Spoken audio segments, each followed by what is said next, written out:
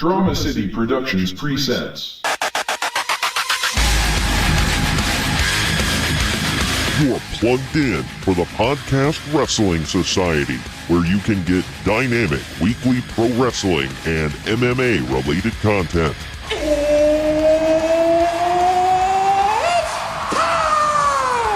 Give us a follow on Facebook, Twitter, and Instagram at PODWRES Society so that you can stay in the know. Faith is the place, and the sky's the limit. And if you like what you hear, give us a 5-star review and hit that subscribe button. Woo! Woo! Woo! Woo!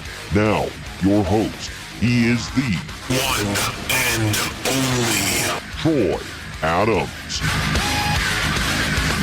We are the Podcast Wrestling Society, and we are always prepared to J.O.B. I'm your loving leader, benevolent host, and Midwest monster. Pin me, pay me, I'm Troy Adams. And my esteemed co-host joining the society today, he is rounding out this podcast head cheese.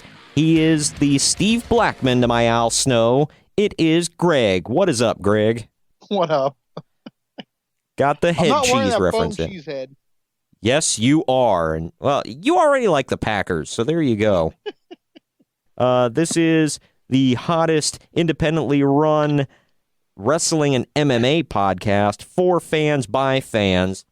And if you're listening to us on one platform, I want to tell you there are multiple ways to listen to us. You can check us out and all the other podcasts in our network. You go to dramacityproductions.com. Or recently on WrestlingWithWrestling.com. We got hooked up with them most recently. I guess I better tell you about our latest affiliation. We are very excited to be hooked up with WrestlingWithWrestling.com. On the website, you can get your latest wrestling news from all across the world in WWE, Impact, New Japan, Ring of Honor, the Indies. You can listen to interviews with wrestlers like Brian Cage and Joe Hendry from Impact Wrestling, among many others. You can see international wrestling videos, and of course, you can listen to podcasts like this one right here. Also, the Triple Threat podcast with the franchise Shane Douglas, former ECW champ, baby, and the WWE Main Event Curtain Jerkin with friend of the show, Jacob Grandi. Definitely go to WrestlingWithWrestling.com. You won't regret it. You can listen to us on our home of Wooshka, iTunes, Google Play, Spotify, Stitcher, TuneIn, and YouTube. I'm still working on the YouTube thing. And then if you want to advertise with us, hit us up, advertisecast.com/podcast wrestling society. And definitely go buy our swag, our hot swag that may get you a date with a Mark chick. So now's as good a time as any to let you know about if you want the look, bro. And not the kind of look that we make fun of, but a good look, bro. Go to redbubble.com/people/podrest society and pick up yourself some Podcast Wrestling Society swag. We got t-shirts, hoodies, tank tops, mugs, travel mugs, clocks, phone cases, tablet covers, stickers, and there's a ton of stuff more. If you want something with our various logos and graphics on it that we don't offer, let me know, and we'll get it up there. There's a bunch of different stuff, pillows and blankets and scarves or whatever else. If you want it, we can try to get it to you. Just let me know on Facebook, Twitter, or Instagram at Podrest Society, and we'll get it up there. Definitely, like I said, check out redbubble.com/people/podrest society, PODWRES Society. All right, is that enough shilling of stuff there for the show? Yep, gratuitous plugs. Done. In the bag. All right. Well, before we move on, we talked about this off air. I wanted to ask you on the podcast, what did you think of All In as a show? I thought it was pretty decent. What was your favorite match on the card? Oh man, probably the Kenny Omega match. Yeah, Omega versus Pentagon was probably my favorite.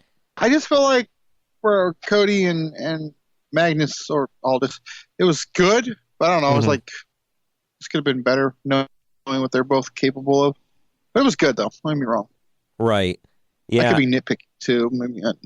Well, I mean, I don't know. I thought it was probably one of the better Cody matches I've seen in a long time. And I thought Aldis was great.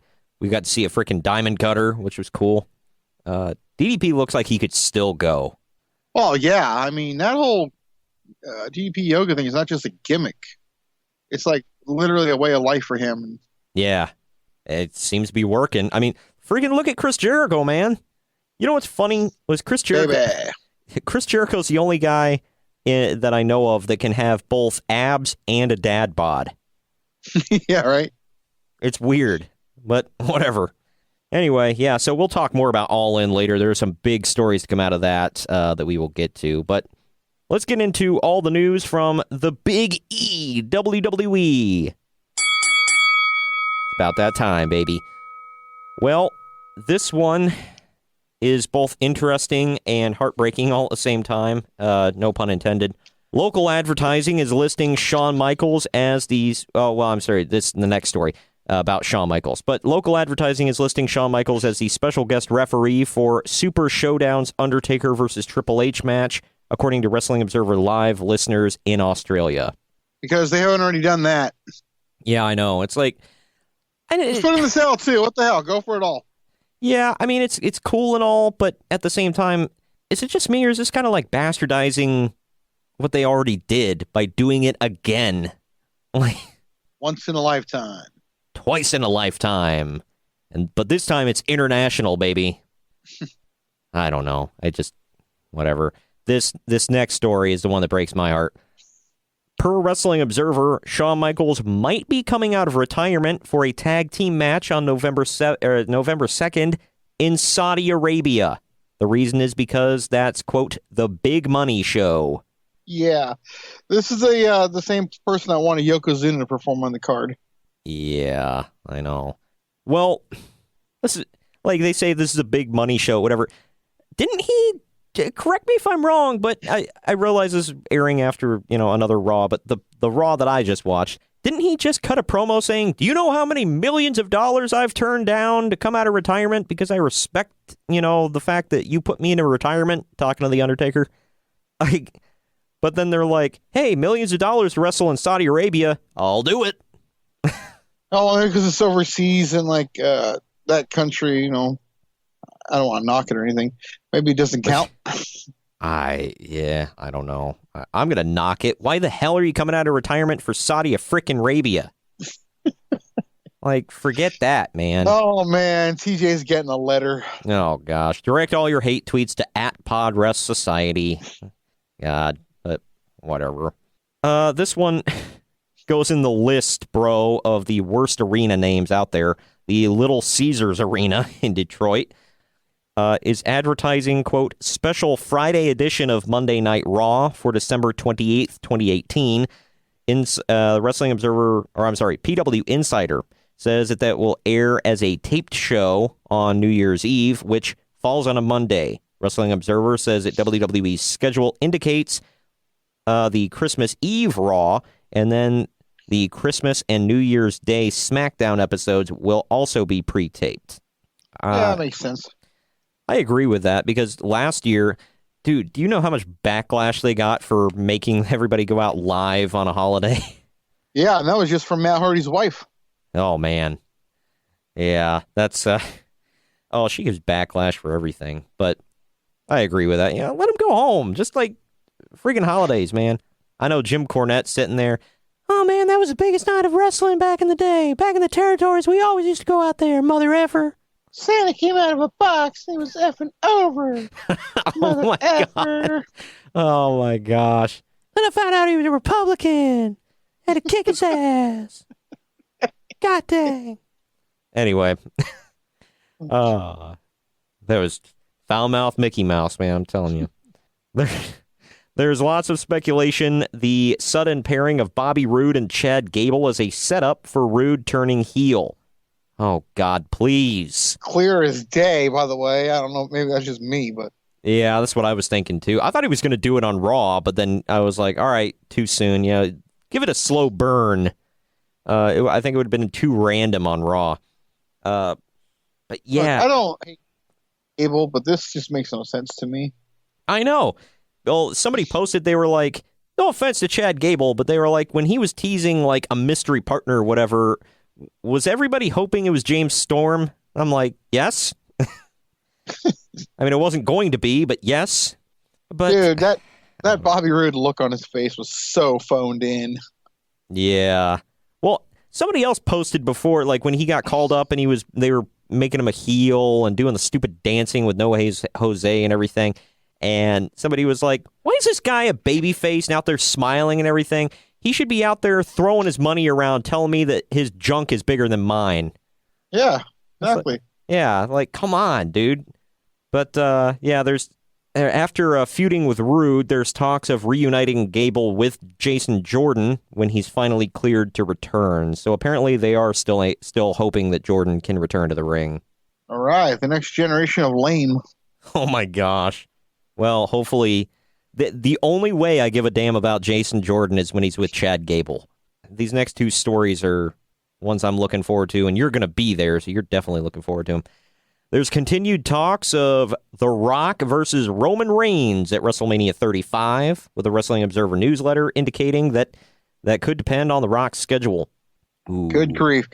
Can you imagine the uproar out of HCW if that happens? Oh, my gosh. Can you imagine just the vitriol towards Roman Reigns, like more than usual? God. He's already hated, man. I know, and then he's going to be taking on like the biggest star. Like, he just can't cut a break, can he? By the way, well, like spit on the Bible and rip the American flag and set it on fire or something, man. That's The Rock could literally be like dragging a puppy to the ring, set it on fire, and then punt kick it out into the center of the crowd, and they would still chant his name against Roman Reigns. It's bad. Disney taking Guardians of the Galaxy Volume 3 off of their 2019 schedule after firing writer/director James Gunn. And Dave Bautista's outspoken denouncing of the firing has increased speculation that Batista could be back in WWE for WrestleMania 35. Well, we know he won't be involved in HCW then because they have a deal with Disney. Well, they're going to be on Main Street. Oh, so well, yeah. Cut that out. Well, yeah. Plus, I'm sure that, a certain higher up in HCW will say that Batista sucks and he's not allowed. So, I don't know. I wouldn't mind seeing him back, though. Yeah. I mean, I don't know what he would be doing for Mania 35, but as long as, he's not coming in the main event, I'm cool with it. I can see him facing, like, Rollins or something. Triple H. Or Ziggler. How about, well, hey, his last appearance in WWE, he got pissed off at Triple H and quit. So, there you go. Ready-made match, man. Oh, yeah. So, or he goes against Braun Strowman just because. Yeah, that too. Dude, it would be so cool if he had like a Drax the Destroyer inspired entrance at Mania. Oh my gosh. So much they could do with that. Like skirting the lines of copyright without actually crossing that line. Why not? Balor got away with it for years. Yeah, right. But yeah, so I've always been a Batista fan. His last run wasn't fantastic. The best part about it was the Evolution thing. I don't know. We'll see where it goes. Renee Young got the call to announce Raw because Jonathan Coachman again had a commitment with the Golf Channel. I'm not joking, people. I'm sorry, I know. That's the point. That's the funny part. I know. There are still no plans to add her to the desk permanently, but officials remain pleased with her performance there. Yeah, because let's not put the talented female on the desk. Let's put him. Not that Coach just doesn't. Say the coach. Yeah. I mean, it's not that he's completely talentless, but mother of God, he's like Percy Watson in NXT. He adds absolutely nothing to that table. Nothing. Oh, my gosh. And it's funny, huh? I saw a meme that said Renee Young is a walking spoiler. Every time she's on commentary, someone returns.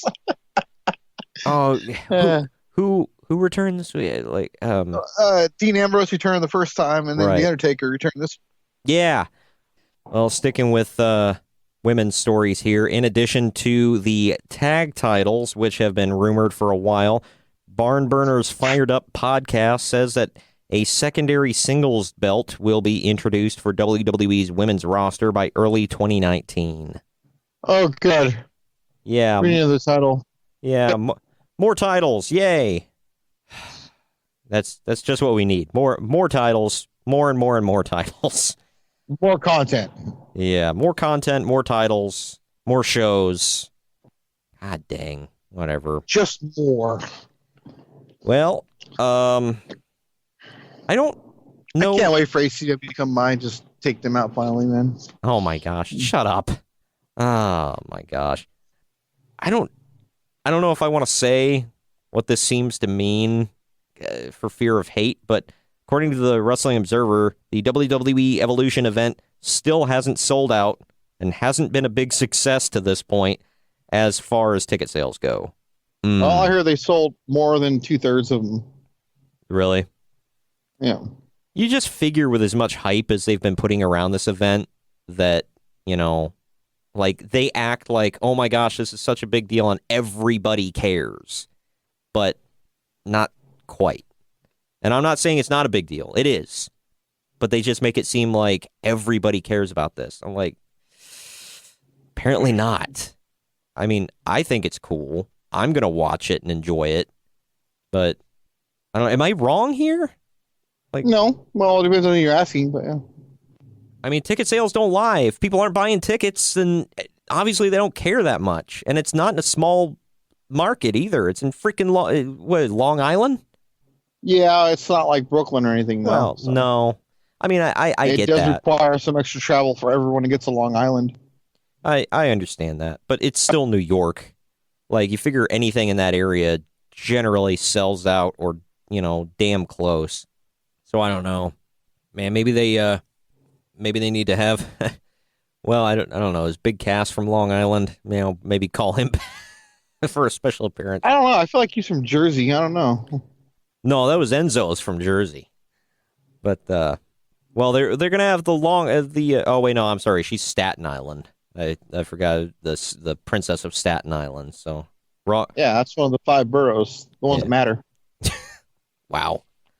Sticking with the women here, and let's going back to Super Showdown. I guess Charlotte Flair versus Becky Lynch has been announced for Super Showdown. Okay, so I guess they're having a rematch. Okay, this doesn't give everything away, at least. Yeah. I mean, they're not saying if it's even going to be a title match or whatever the hell. All I've seen is that it's official. Flair versus Lynch. Oh, well, it's going to be a good match, so I don't mind seeing it multiple times. A little bit of injury news here. Fandango was in Birmingham, Alabama last week, according to PW Insider. He had surgery to repair a torn labrum at the Andrews Clinic in July and said at the time he'd be out for 6 months or more. Of course. Yeah. So they were doing anything with Breezango anyways. You know what I do with Tyler Breeze, and I'm not joking about this, just send him back to NXT, man. At least there he might actually get some spotlight. Yeah, on that gorgeous face. Wow. But yeah, he could have some damn good matches with like Velveteen Dream and whoever the hell else down there. Send him down. Also, Nia Jax was at the Performance Center this past week for physical therapy on her leg, according to PW Insider. Jax has denied being injured, but hasn't wrestled since July. Yeah. If you're not hurt, then why are you not on TV? Freaking Dana Brooke's been on TV every week, and you're not. Oh, plans are changing. Plans changed. Oh, God. Red alert. It's happening. Oh, my God. Okay, it's happening. Everybody stay calm. What's the procedure, everyone? What's the procedure? Stay calm. Wait. Everybody calm down. All right. I only got a couple more WWE stories here. This one is from Wrestling Observer Figure 4 Online.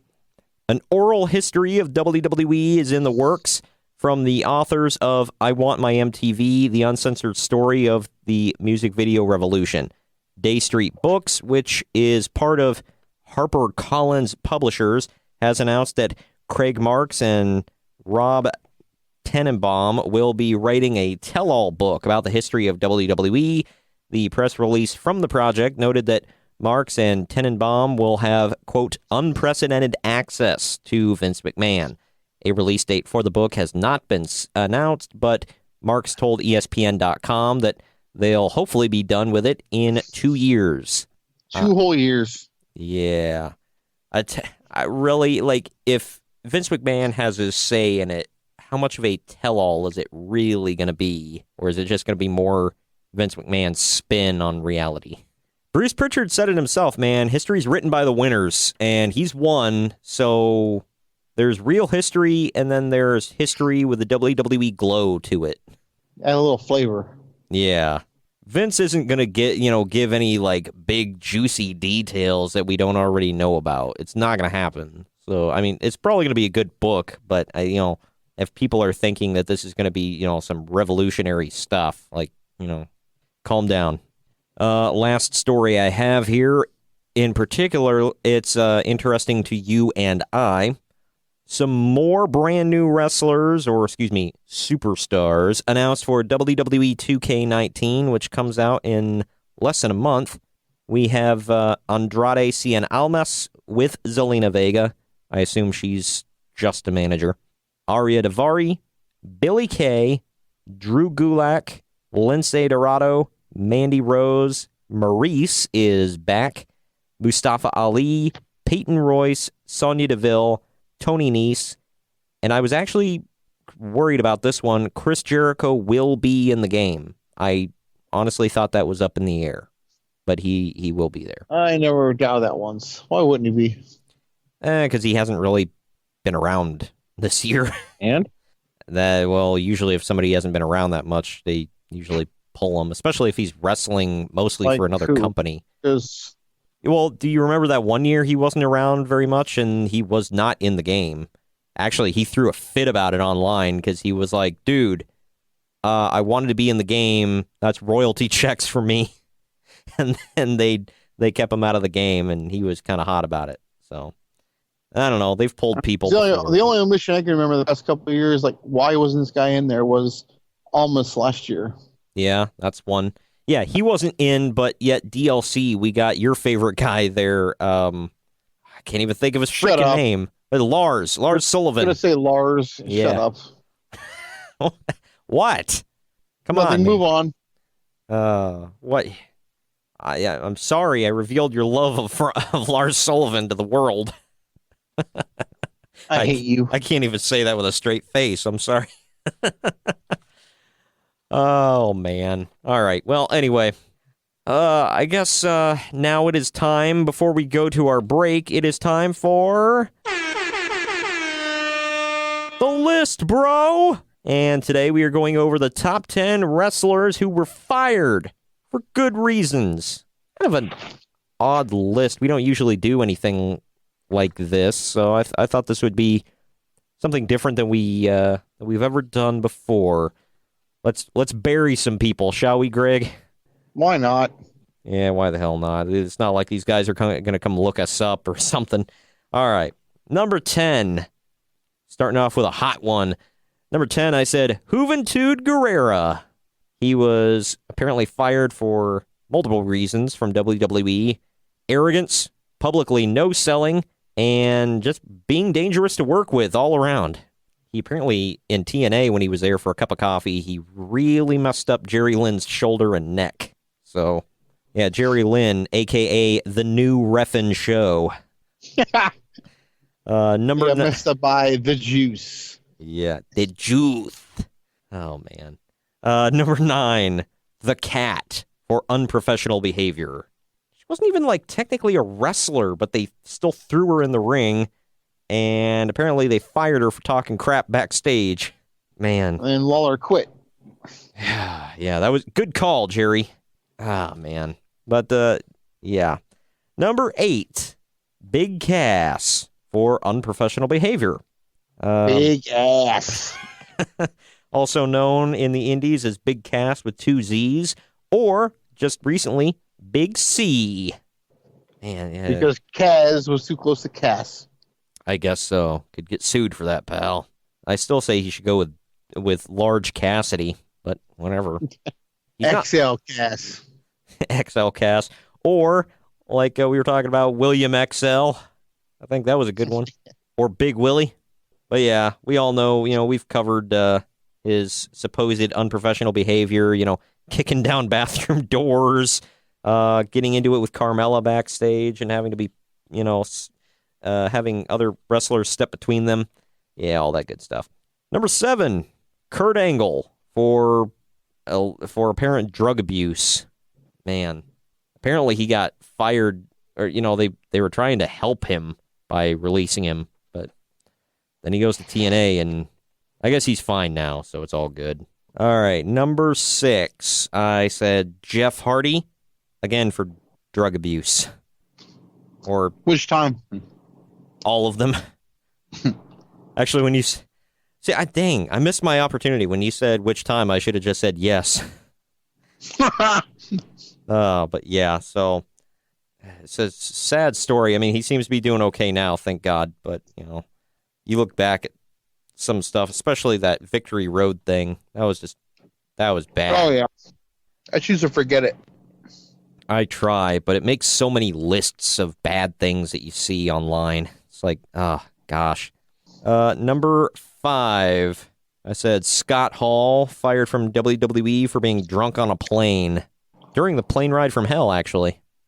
I heard he was the worst one of them all, I think. Yeah, they said he was just being drunk and belligerent and whatever. There was a bunch of people that got fired during that. I guess Kurt Hennig got fired for friggin' wrestling with Brock Lesnar in the aisleways. and apparently he was wrestling with Brock and ran into the emergency door and freaked everybody out.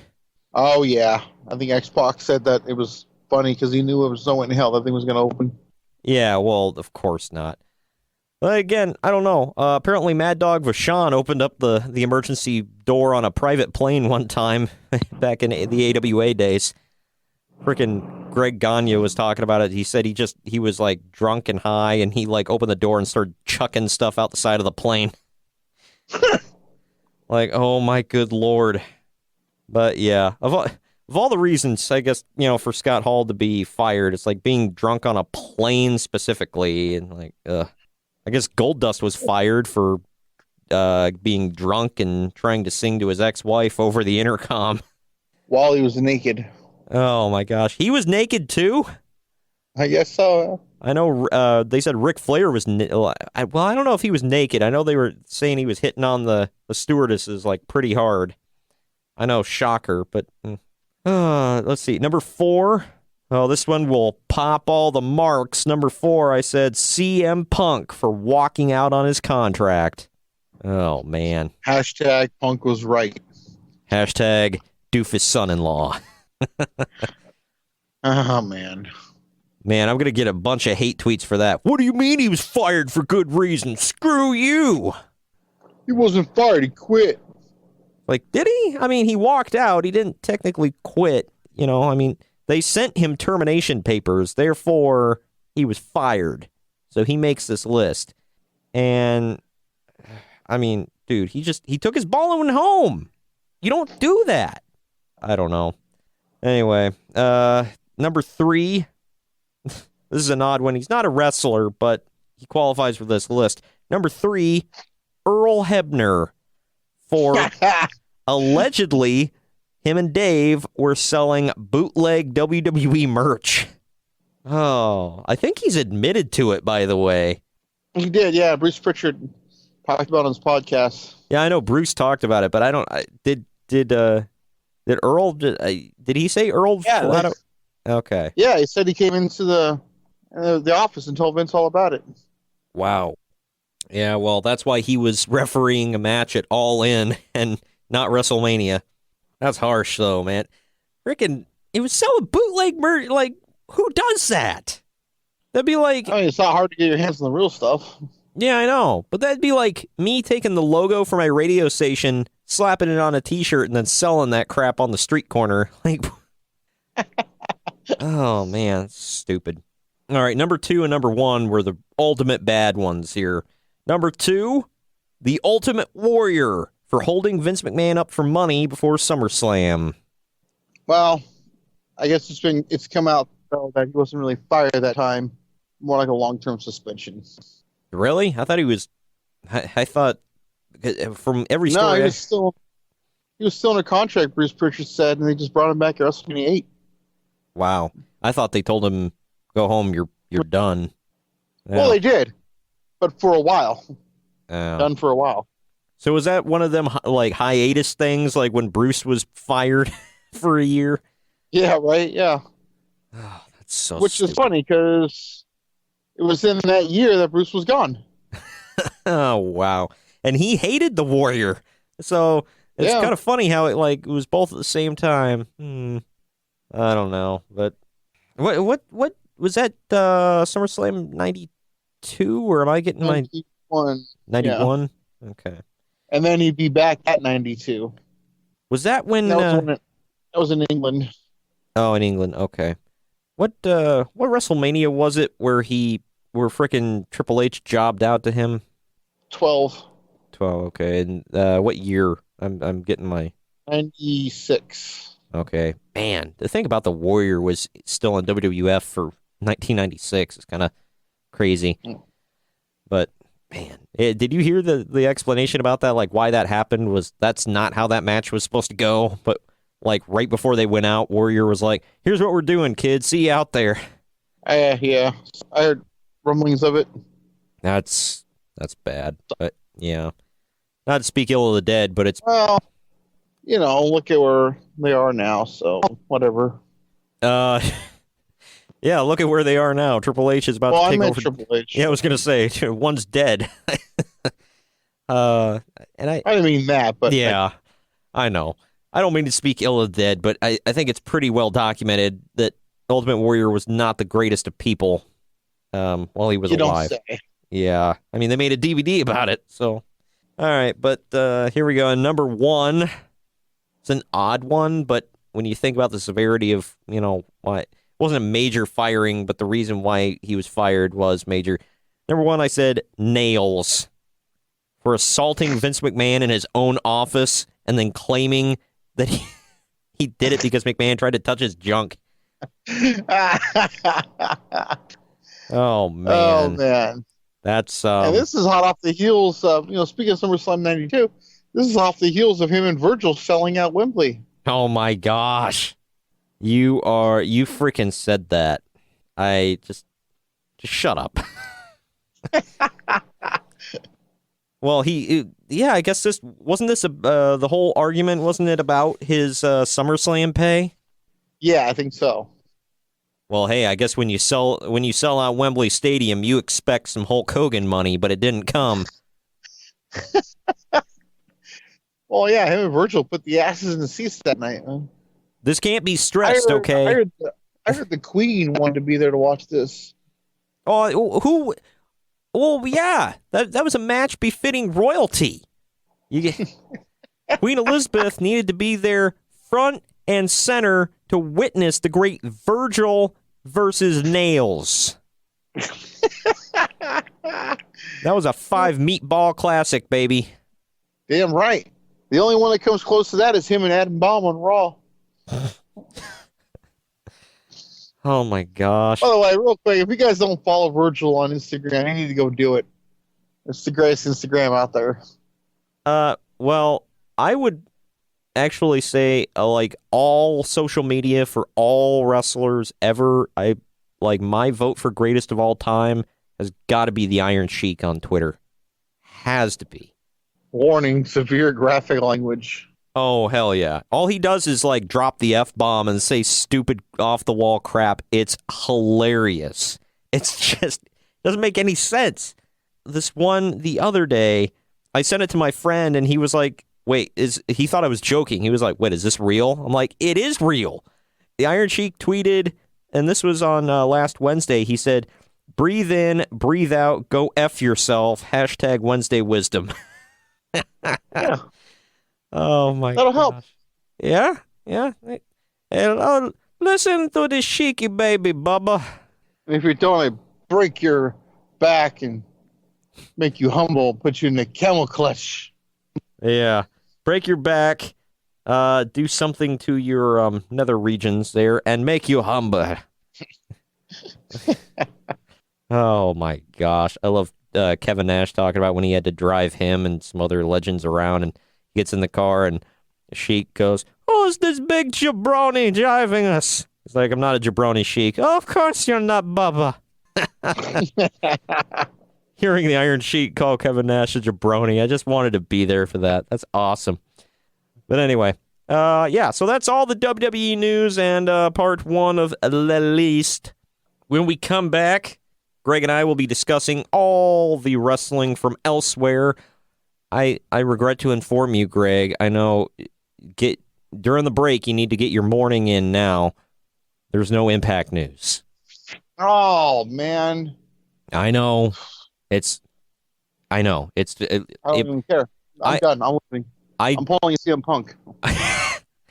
And believe me, I really dug for this, and I couldn't find anything. It really hurt. But anyway, but we do have a lot of news from about a certain broadcaster passing away, which is kind of a low note to start on, and some all-in Fallout news and some news besides All In, whatever. And then we've got our MMA news. UFC 228, baby. That's the right one, right? 228. I'm getting the number right? Yeah. Okay. Yeah. I always get the numbers wrong. But yeah, UFC 228, we will talk about it. And there's some other big league, huge news from the MMA world. Huge. That we will discuss. And, of course, Greg's top 10 list when we come back right after this. Drama City Productions.com. Hey, I'm Morgan Danielle. And I'm Luco Blaze. And you can check us out on www.themetalexperience.com for the latest interviews featuring punk and metal bands from the Chicago area. And on our website, you can read interviews and reviews from bands all over the world in our blog section, either on Reviews from the Crypt or the Let's Chat Q&A sessions. Also, check us out on Facebook, Twitter, and Instagram. And remember to keep it metal. Woo! All right, ladies and gentlemen, we is back from our short little break here. And, well, I guess that means we're going to dive into all the news from elsewhere across the wrestling world. And as I said earlier, I know, Greg, just try to contain it. I know you're a little upset, but there is no Impact news. I'm sorry. Yeah. I'm going to have to get a psychiatrist to help me out now. Yeah, I'm that depressed. Your heart is crushed, and you'll have to find some way somehow to carry on. But the show must go on, man. I don't know what else to say. I totally understand. Yeah. So, but anyway, let's get into this actual stuff. This first story I have is actually quite a bit of a bummer. All these stories, by the way, this first chunk of stories is all from Wrestling Observer Figure 4 Online, so I do want to credit them. Former Ring of Honor broadcaster Mike Hogewood, I think, or Hogwood. I'm not exactly sure to pronounce his name. I feel bad, but he has passed away at the age of 63. Wow. I don't know if you remember him. He was one of the very first when they got on TV, HD TV, I think it was, or HD Net. I'm sorry. I probably heard him. I just can't place the. Yeah, it used to be him and Dave Prazak were the team, and he was I know the guy, I know the voice. Unfortunately, I don't know how to pronounce his last name. I believe it's Hogewood. But yeah, he has passed away at the age of 63. There has not been a cause of death given, so that is unfortunate, and condolences to his family and all that. But moving on, here some stats for you. All in earned $458,525 at the gate. from its sold-out attendance, according to the latest Wrestling Observer newsletter, which also says that Fight made over $1 million from iPay-per-view buys from the show, and the StarCast podcast event tied to it, approximately 20 to 25K buys between the two. So, well, I have no doubt those numbers are inflated because it's Meltzer. God. You would say. So why not? Well, Fight themselves, it wasn't through Meltzer, but Fight themselves reported their numbers. So but between the two shows, 20 to 25,000 buys for the weekend. Not bad, especially for an iPay-per-view.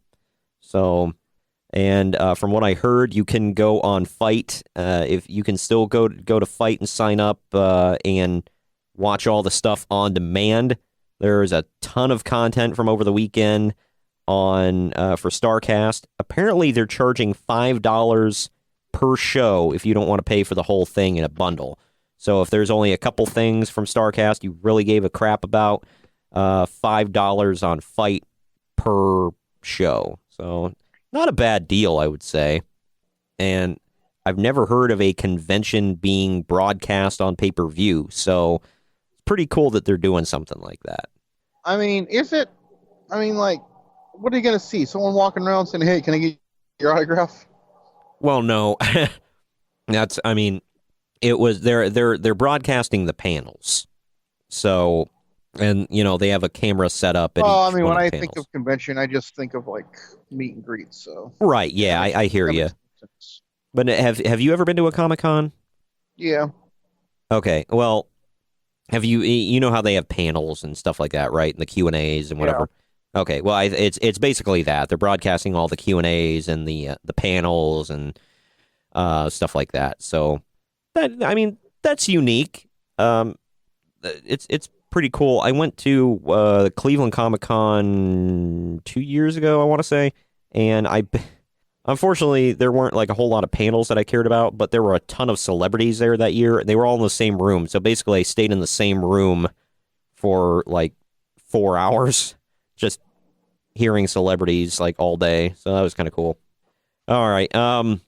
The Observer, this is what I really wanted to talk to you about. The Wrestling Observer also says that Kenny Omega, Cody Rhodes, Adam Hangman Page, and the Young Bucks do plan to stick together in their upcoming contract negotiations, and the five of them going to WWE, quote, is an option.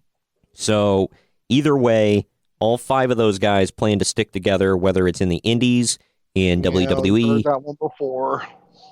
Yeah, anything can happen. But I would like to hope. Okay, let's put on our what if hats here for a second. Let's say WWE is interested, and they want to go to WWE. They said, well, we stick together. Does that mean they want to go in as a group, or as some iteration of the Bullet Club, and they change their name or some crap?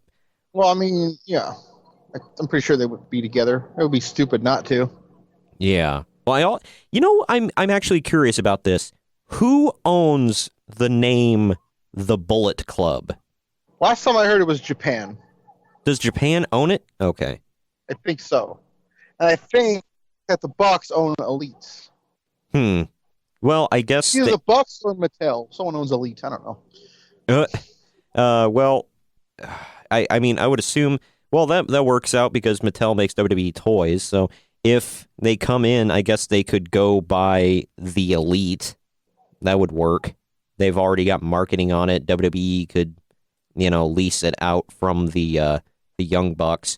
So, I don't know. Anything could happen with that. Don't get me wrong. Well, Jim Ross fully believes that none of them will be at the Madison Square Garden show. Really? The reason I laugh is because, let's be honest, that show is built around those five. Basically, yeah. Man.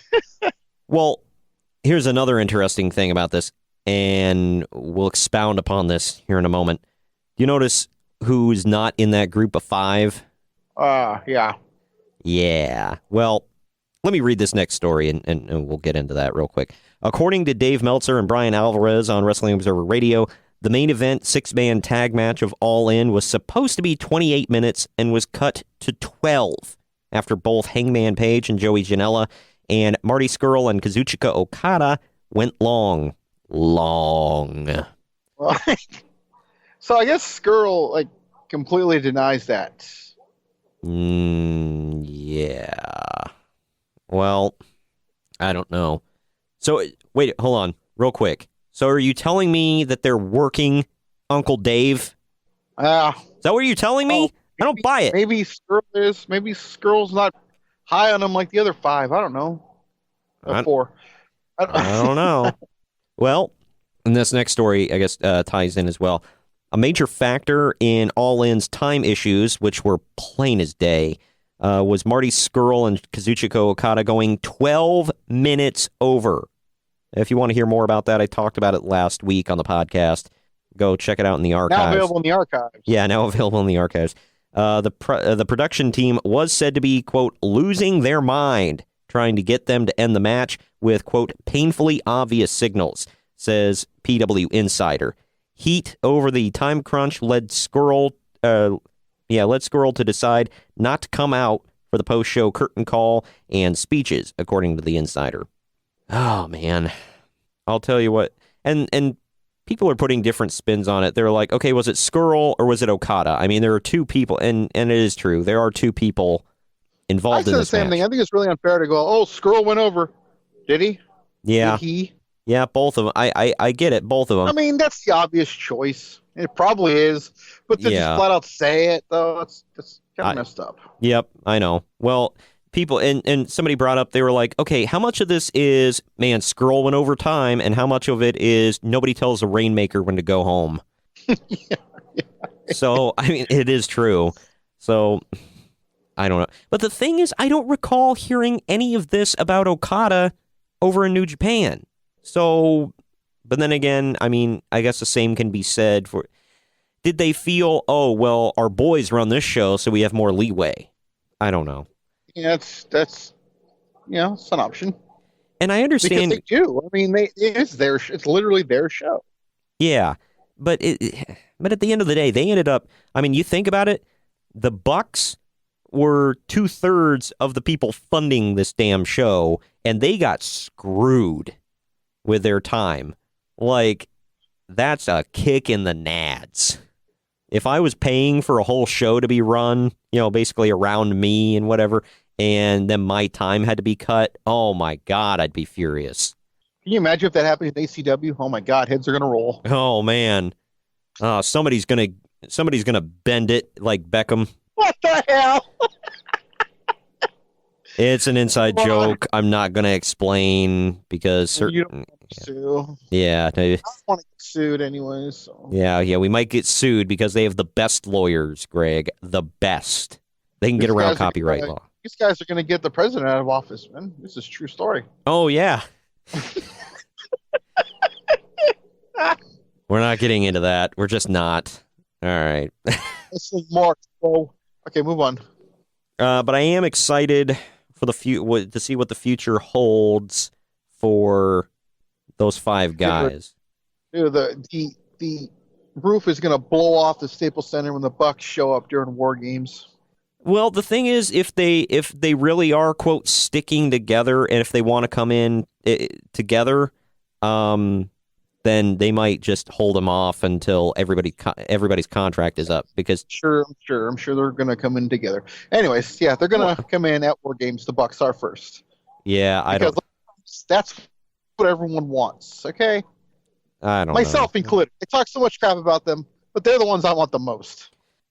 I mean, I'm 50-50 because on one hand, I'm like, they could definitely have the best matches down in NXT.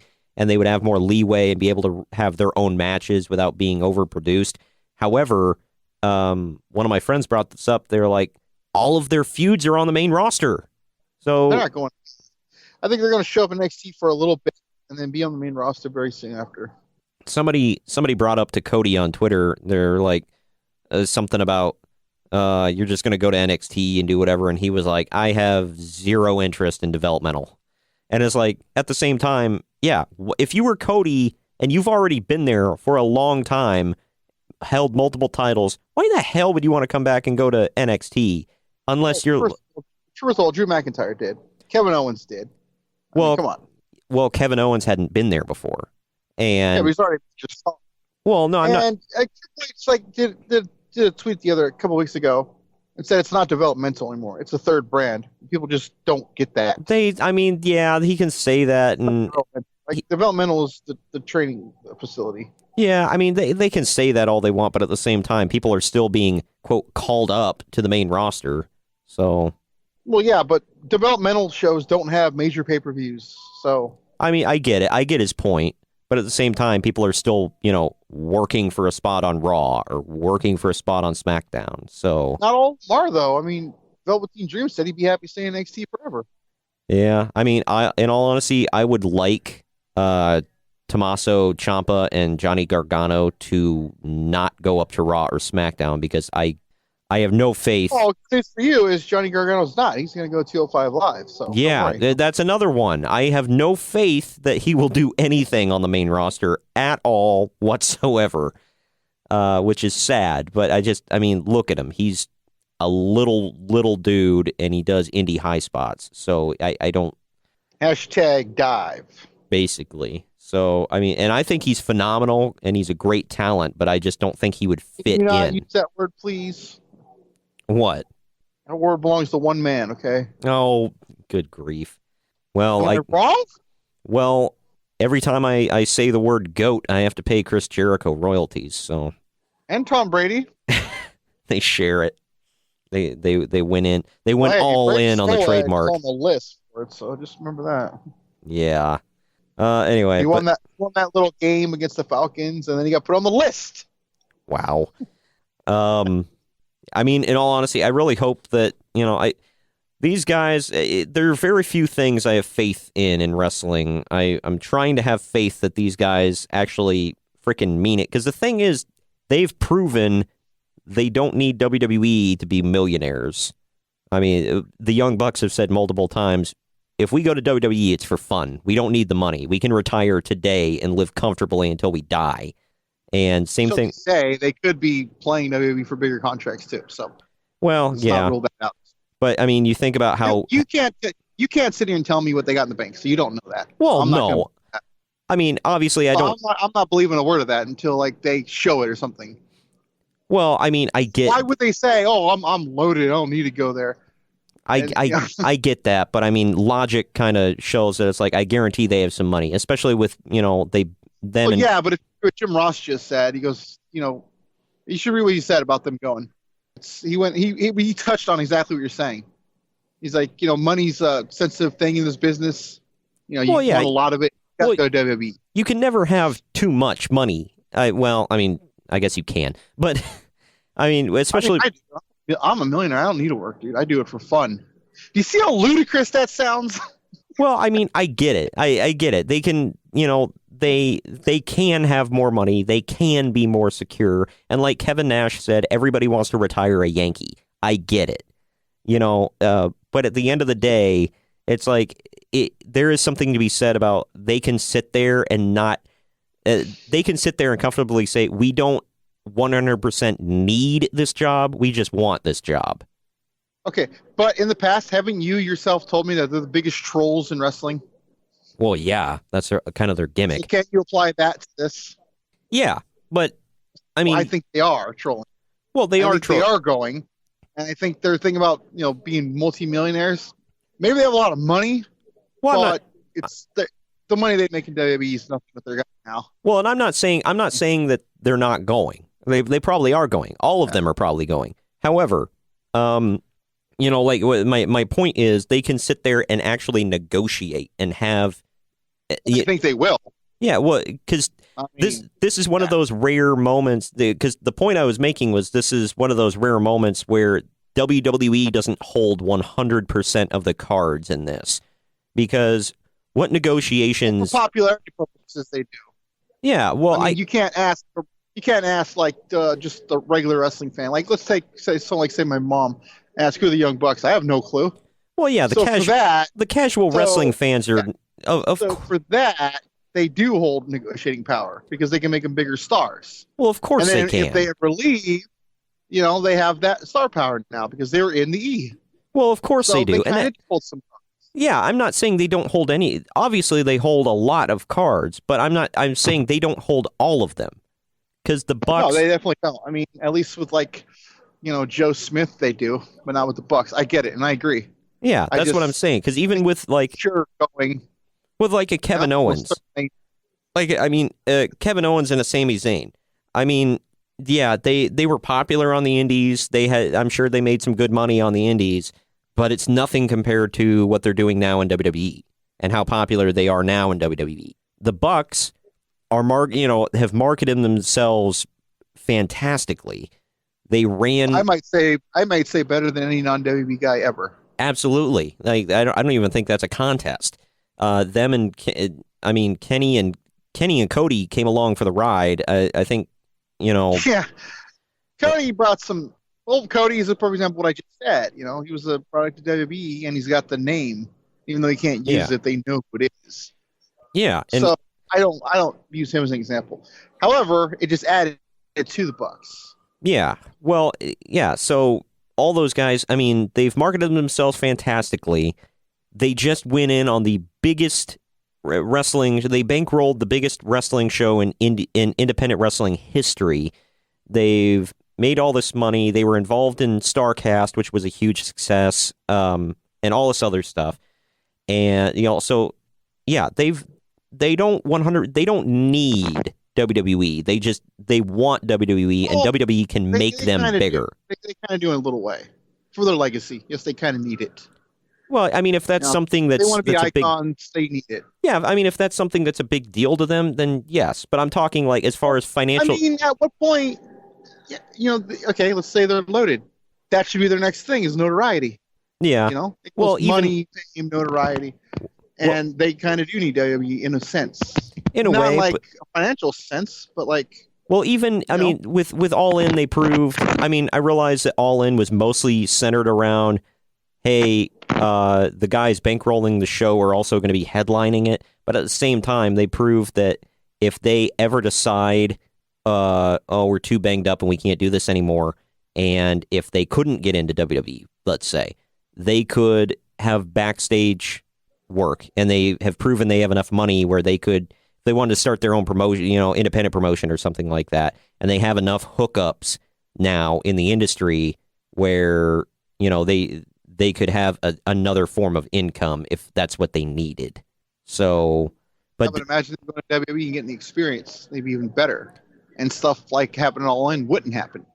Well, I'm not, and don't get me wrong, I'm not arguing against WWE. No, I know here. what you're saying. My point is, I'm not arguing. I'm just saying. My point is, they're for sure going. Okay.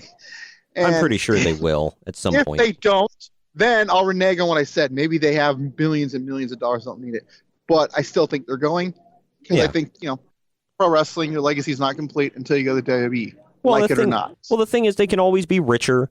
They all the Bucks have kids and wives. They can always put more in the bank for their families. I think Cody's got a young wife and whatever that she can take care or that he can take care of. So anything can happen. And you can always have more. I definitely don't think their line's going to go away because Paige has her own line at Hot Topic just as they do. So clearly that's not going to be a thing. Well, I think that's a lot of people are thinking, oh, they're not going to have their elite line anymore. Well, yeah, they will. And now they'll have more mainstream ones. This is only going to help them. Well, the one thing I did find out. I'm arguing this because I talk so much crap about them, but they belong in the WWE. I said the same thing about Alistair Overeem in the UFC. I talk so much crap about him, but he's a huge star and he deserves to be in the UFC. Yeah, like him or not. You know? I don't care what you think of someone. They belong in the WWE. Yeah. Maybe they should be. Right. Well, they're huge names. It's funny. And again, I can bash them all day long, but they're major names in pro wrestling. Well, getting past all that stuff. PW Insider, I've got two stories that they're not connected, but they're similar, and they're very unfortunate ones here. PW Insider brought word that Joey Mercury was arrested on an outstanding warrant in Florida after he was reportedly sleeping in his car outside of a hotel the morning before All In. Oh, don't worry. CM Punk will bail him out. Yeah. The ex-WWE star and current Ring of Honor trainer agented matches and was supposed to work Gorilla at All In, but those duties were obviously covered by others. Man, that's unfortunate, man. Friggin', I thought he I mean, I don't know what the warrants were, but you know, I thought he like cleaned himself up years ago because I heard he had some issues, but. Oh, clearly leaving WWE, they all came back. Yeah. The pro wrestling, so here's the other one. Pro Wrestling Sheet reports that Justin Credible has been arrested in Connecticut for violating a restraining order. He was arrested less than 30 days ago for a similar offense. What are him and Sonny in some kind of like competition so you can get arrested more? I don't know, man. But who's taking out a freaking restraining order on PJ Polacco? Or maybe he came at him with a Singapore cane or something. Yeah, maybe he came at him wearing that Aldo Montoya mask. That would scare the hell out of me. Oh my gosh, the Portuguese Man o' War. Who booked this crap? That's sad about Justin Credible, but you know, you do it to yourself. It's hard to feel bad. It's not one of them. I'll say it's sad, but it's one of them where I'm not shocked per se. I'm more like, come on, dude. You know, like kind of like look at the positives too. It's like he didn't like, you know, kill anyone. Yeah, that is true. He most certainly did not murder anyone. That's not to say he didn't do something bad, but yeah, you're right. I'm just thinking like just. Oh, I know. It's just can drive drunk or something, you know, and almost kill someone. Oh, God, yeah, I know. There's a lot of people, and you know, you hate seeing it. So it's like, oh, well, in comparison, it's not so bad. Yeah, it's like, look, that bar was set really high, you know, like really low. So you know, for you to be able to get over it was good. That's like, you know, that was a Jim Cornette always uses that line that Ole Anderson used. I'm not going to say it just like him. I'm going to clean it up a little bit, but yeah, because I don't drop the F word on this podcast. But he basically said, you know, Jim, I used to think you were a dumbass, but so many other dumbasses have come along that you've moved up the ladder without having to do anything. So there you go. That was a low bar, Justin, and you managed to jump over it. All right. Well, do you think we're done enough with we've done enough with our scripted pro wrestling?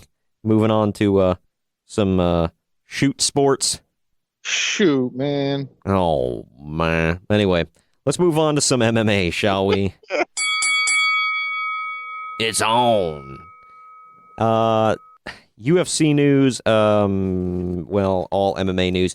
Letting everybody know all the news that I'm getting right now is besides the results of UFC 228, are all from MMAfighting.com. So I'm going to give them some credit here. Real quick, just getting this out of the way now before we move on to the important stuff with UFC. Let's cover stuff, or just this story outside of UFC here real quick. Eric Silva signs a multi-fight deal with Bellator. Yeah. Yeah. Another UFC reject. Scott Coker knows how to pick them. They've become the Impact of the MMA world. Yeah. Let's see here. Apparently, right before going to Bellator, he wrestled for Legacy Fighting Championship or Alliance, excuse me, LFA. I don't know what the hell. Yeah, he was decent in UFC, but like not good enough. Yeah. Well, obviously he's in Bellator now. Yeah. Oh, burn. All right. Let's get into the big stories here. We'll end on kind of a funny one that we can have some fun with. UFC President Dana White said this past Friday on FS1's UFC 228 weigh-in show that Montano, what's her first name? Who? Montano. The I don't know how to say her name, honestly. Okay. But yeah.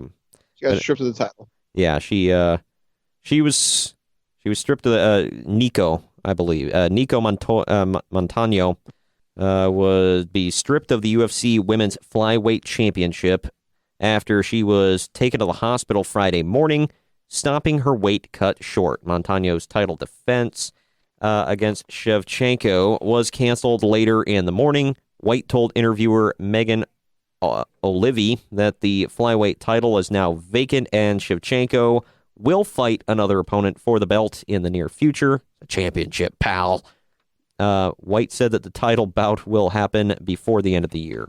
So stupid, they're supposed to fix this whole weight cutting crap. Mm-hmm. These they're all men, women. They're all like cutting weight to make weight that's like two divisions below their natural weight, so they can be bigger than their opponent. Yeah, but it's killing them. Well, and the thing is, obviously, she waited way too long to start her weight cut because it was so bad that she went to the hospital. Maybe not, because this has been happening to a lot of people. And this has happened like enough to where it's like, okay, clearly you're not able to cut weight. Why are you in that division? Yeah, I know. Obviously, she's bigger than flyweight. I don't know what's the next weight class up. Well, see, this is the thing about Cyborg. People all talk crap about her because she wouldn't go down to 135. She couldn't without like doing something drastic. Yeah. That's why she couldn't make weight to fight Ronda, because she'd have to do something drastic. Yeah, they would have to do like a catch weight fight. Well, no, Ronda was a natural 145, and she didn't want to fight her at there. She wanted to fight her at 135. Well, she ran from her. Okay? Yeah, I was going to say Ronda. So, Ronda would have got. But the point is, though, like, Cyborg won't do that. She won't get drastic. It's gonna that can take years off your life. You know what that does to your kidneys and liver when you do that crap. Oh, I know. Yep. Yeah, they have. That's freaking wrestlers in high school do that crap all the time. It's not healthy. Yeah. Like they can't do it in California anymore. Now, Really? like they're getting checked weekly, and they have to be at a certain weight every single week. Wow. So that's why there were no weight problems on the card we went to in LA, because everyone got checked like weekly. They need to implement that everywhere. Yeah, I don't disagree with that whatsoever. It's not safe. And one of the people that as much crap as you and I talk about, and one of the guys in the media that rails against it the loudest is Dave Meltzer. He's been railing against this for years. Yeah, because he's much bigger of a jerk he is. I don't think he wants to see anyone die. No, and that's I don't want to either. So like, just stop. People have died from this. So yeah, and it's pathetic. Yeah. Real quick, statistically, more people have died from this than fighting in combat sports. Think about that. More people are dying from cutting weight than getting hit in the head. Come on, man. That's insane. That's a problem. Yep. Yeah, it's insane. That's why I kind of worry about people like, in the movie industry, people like Christian Bale. I mean, yeah, he had to get ripped and all that for Batman. He dropped like a dangerous amount of weight for The Machinist, and then he put on a bunch of weight when he was in, was that American Hustle? So yeah, it's stupid. Yeah, same thing with someone else. Crap, can't think of his name now. I'm blanking. He's in the Lincoln commercials. Help me out here. Matthew McConaughey. Oh yeah. He dropped a dangerous amount of weight for a couple different roles. Well, that's so he can take his shirt off. Well, he was in good shape for that, and then he went anorexic. It's not good. It's not healthy. It's bad. Not good. See, jammed it in there. Got it in. I hit it. But yeah, so Nico Montano stripped of the women's flyweight championship, and Valentina Shevchenko will be, I guess she is officially the number one contender. There is no word yet on who she'll fight. On the other side of the coin, too, do you know how disrespectful that is to your opponent? To not make weight. Yeah, they make weight. They're training for you. Yep. All of a sudden, and not only that, she's a challenger. Yep. It's like she's waiting for a title. And now the one with the title, you know what? I screwed up and I'm going to the hospital. The fight's off. Yeah, this was after. Glad Dana White stripped her of the belt. I'm so glad. He needs to do that to anybody that can't make weight. Yeah. You don't make weight, you get stripped. That should be it. That's not harsh at all. Yeah, that's why I don't think Yoel Romero should ever get another championship fight in his career. Like, oh, this guy's missed 3 freaking title fights because of weight. Come on, man. And then he's still calling out champions. No, just no, never. At this point, the only person he's ever going to fight is Daniel Cormier. Oh man, Cormier would destroy him. He'd still miss that weight too. Oh, I know. He'd find a way. But freaking,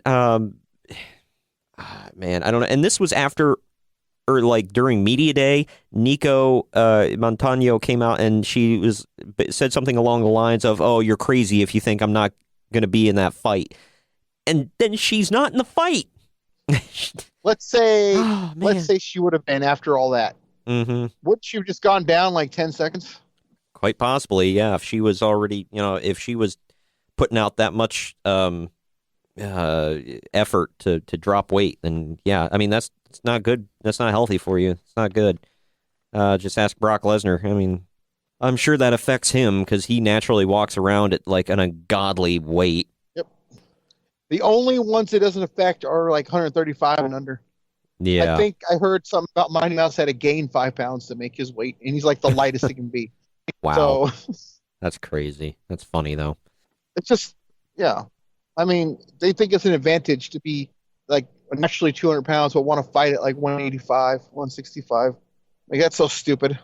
Well, speaking of Mighty Mouse, somebody he faced in the past here, John Dodson versus Jimmy Rivera, was elevated to the main card on the pay-per-view after the cancellation. It shouldn't have been, because that was the worst fight of the night. That was the only, for the record, that was the only fight that went to a 3-round decision on the card. So, and God, it sucked. That was the only fight that went to the 3rd round. So I'm just putting that out there. The rest of them got finished in the 2nd. It's funny, off air we were talking. You're like, it's what, hour and a half, 2 hours? I'm like, no, they always go 3 hours. Nope, went 2 hours and 10 minutes tonight. Yeah, they don't work by the hour, man. Right. Yeah, they don't work by the hour. I'll tell you what, I will say the main event almost made it into the 3rd round, but not quite. We'll get to that in a moment. I'll cover the rest of these stories here in a moment while we are on UFC 228. Going through some of these real quick. Welterweight fight. I'm not sure. Was this the one you said you didn't know? It was Abdul Razak Al Hassan defeated Nico Price. I'm just going to tell you this. The Jim Miller fight and Diego Sanchez fights, they're the ones that I cared about on the undercard or on the prelims. Everything else.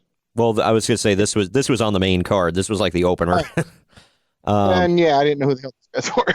I think this was the opening fight. That's right. This is the one that I think Matt Jackson tweeted about.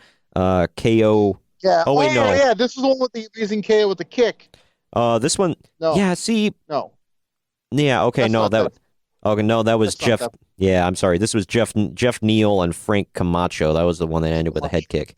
That was on the. Camacho was getting the hell beat out of him, and then he did this Hulk up thing. He just went ah, and he came at him. Started throwing punches and he got kicked right in the head and was out like a light. Like the guy didn't even know how to mount him either. He kicked him in the head, knew it was over, and the ref just stepped in. Yeah, I saw that. I'm like, mother of God. It was sick, man. But yeah, that may be the knockout of the year. Yeah, could very well be. Looked like it. Twitter blew up about it. But Al Hassan defeating Price, he beat him in 43 seconds with a punch, KO punch. So that, like I said, they're not working by the hour, man. However, this one, apparently they felt like they were. Jimmy Rivera defeated John Dodson via unanimous decision, 30-27, 30-27, 29-28. Yeah, some moron thought Dodson got around. I don't know. Keep in mind, people, John Dodson is a former contender for Mighty Mouse's championship. So, yeah. You're going to have to help me with this one. I don't even know if you can pronounce this guy's last name. I've heard some stuff about him online, some hype around him. I think I can pronounce his first name, Zabit. Yeah, he's got a really long Russian last name. Yeah, Magomed Sharipov. It's not Nurmagomedov. Yeah, I was just gonna say Zabit. Is that it? Is it Zabit or Zabit? Yeah, I think it's Zabit. Yeah. Okay, Zabit defeated Brandon Davis via modified knee bar submission in the second round, 3 minutes, 46 seconds. I've heard some hype around this featherweight Zabit, so I don't know. Yeah. Is he? Everyone's saying he's the next guy, and he proved it. So, who's featherweight champion again? At the moment, I don't think there is one.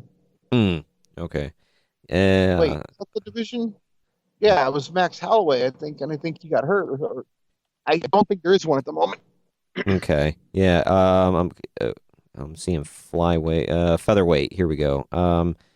Yeah, Max Holloway. But I don't think he's a champ at the moment because he pulled out the last fight. So I don't know if there's an interim. There's no interim champ, but he might not be the champ. I don't know the official ruling on that. I don't know. From what I'm seeing, he's the incumbent champion as of right now because he's. Oh yeah, he technically is, but we don't. He won it in Rio de Janeiro. Hey, which oddly enough is the same place where the Intercontinental title was won by Pat Patterson. The French Canadian won the Intercontinental title in Brazil. Yeah, wink, wink. He quote won it in a quote tournament in quote Brazil. But yeah, we'll go with that. Next fight. Do you know who the women fighting tonight were from the strawweight division? I can't pronounce her name, but Jessica. I know who she is. I watched. Yeah. I know both Andrade, but the other Carolina, can't say her last name. Yeah, I knew them both. Kowalczyk, I think. Something like that. Yeah. But anyway, she got Carolina 2K, we'll call her. She got knocked out in the first round, 1 minute 58 seconds. I was in a bunch of tears. Yeah, she got knocked out by Jessica Andrade. It's okay, though. Don't worry. Our date is still on for tomorrow, so we'll be fine. I figured you'd like Andrade. The name says it. He's not quite Almas.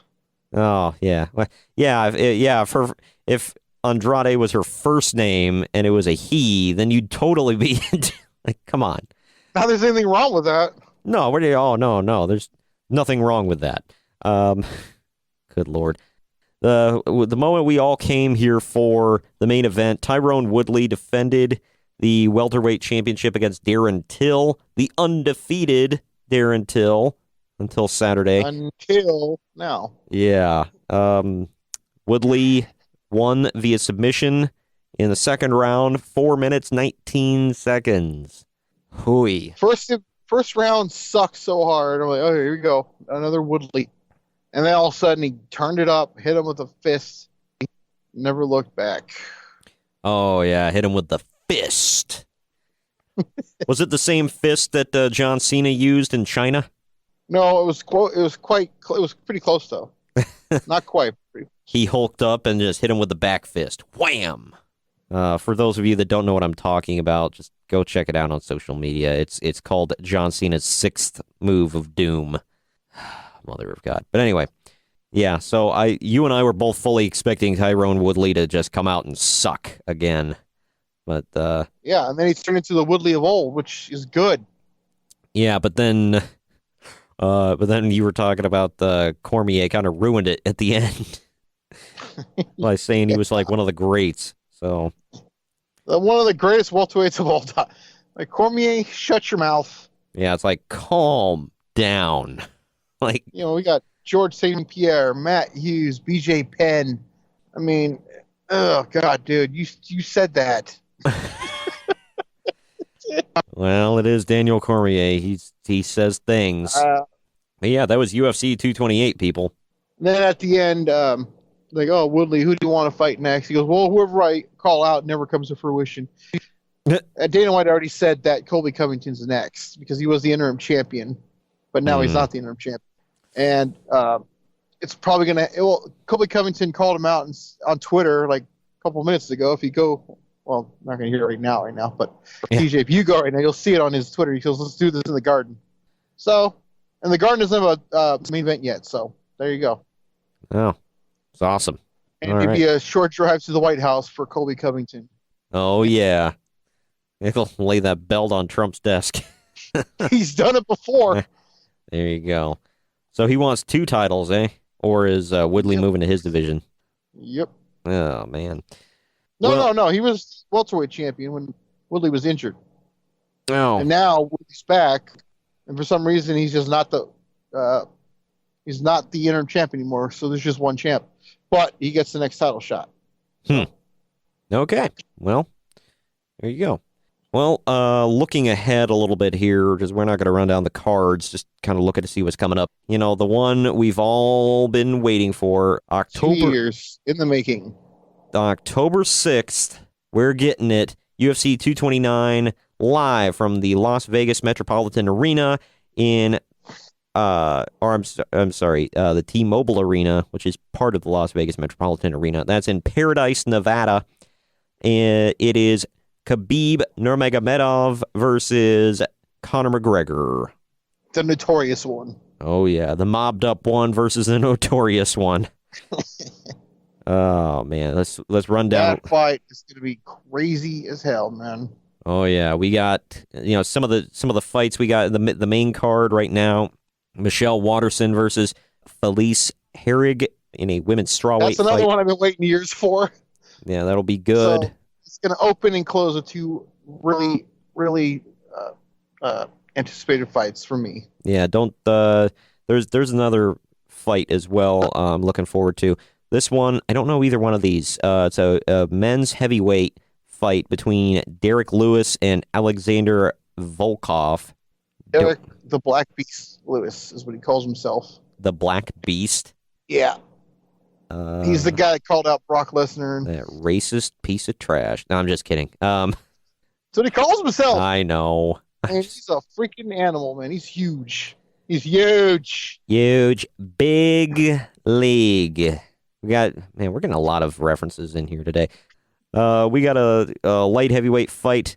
Vince St. Preux versus Dominic Reyes. Don't know. I've heard of Vince, but he does not look what I expected him to look like. But yeah, OSP. That's what they call him. Nice. Yeah. So there's that one. The lightweight fight right before the main event is. This is gonna be good. Yeah, Tony Ferguson versus Anthony Pettis, baby. That's gonna be a war. Him and Tony Ferguson. That is gonna be a damn good fight. And then of course, Khabib will defend the lightweight title against Conor McGregor. Who 2 lightweight fights in a row, man. Gonna that division rock. is stacked, man. It's probably the best division in MMA. Yeah, looks like. So the Ferguson Pettis fight. Do you think the winner might have claim to a fight against the winner of the main event? I don't know, because I think that Nate Diaz, should he win in the Garden the month after, will probably face the winner of that. But I would think the winner of that gets you. Yeah. But they're going to go with the money fight. And why wouldn't they? Because everyone wants to see McGregor Diaz 3. Yeah. And nobody's ever handled McGregor the way Nate Diaz has. Nobody. Well, we'll not even Mayweather. Damn. I mean, Diaz made him look like a punk. Nice. Well, we'll have to wait and see. It's going to be a good show. Very much looking forward to this. Like I said, October 6th, 2018. Yeah, the next 2 UFC pay-per-views are going to be phenomenal. Yeah, they look like it. And we will review that when it happens.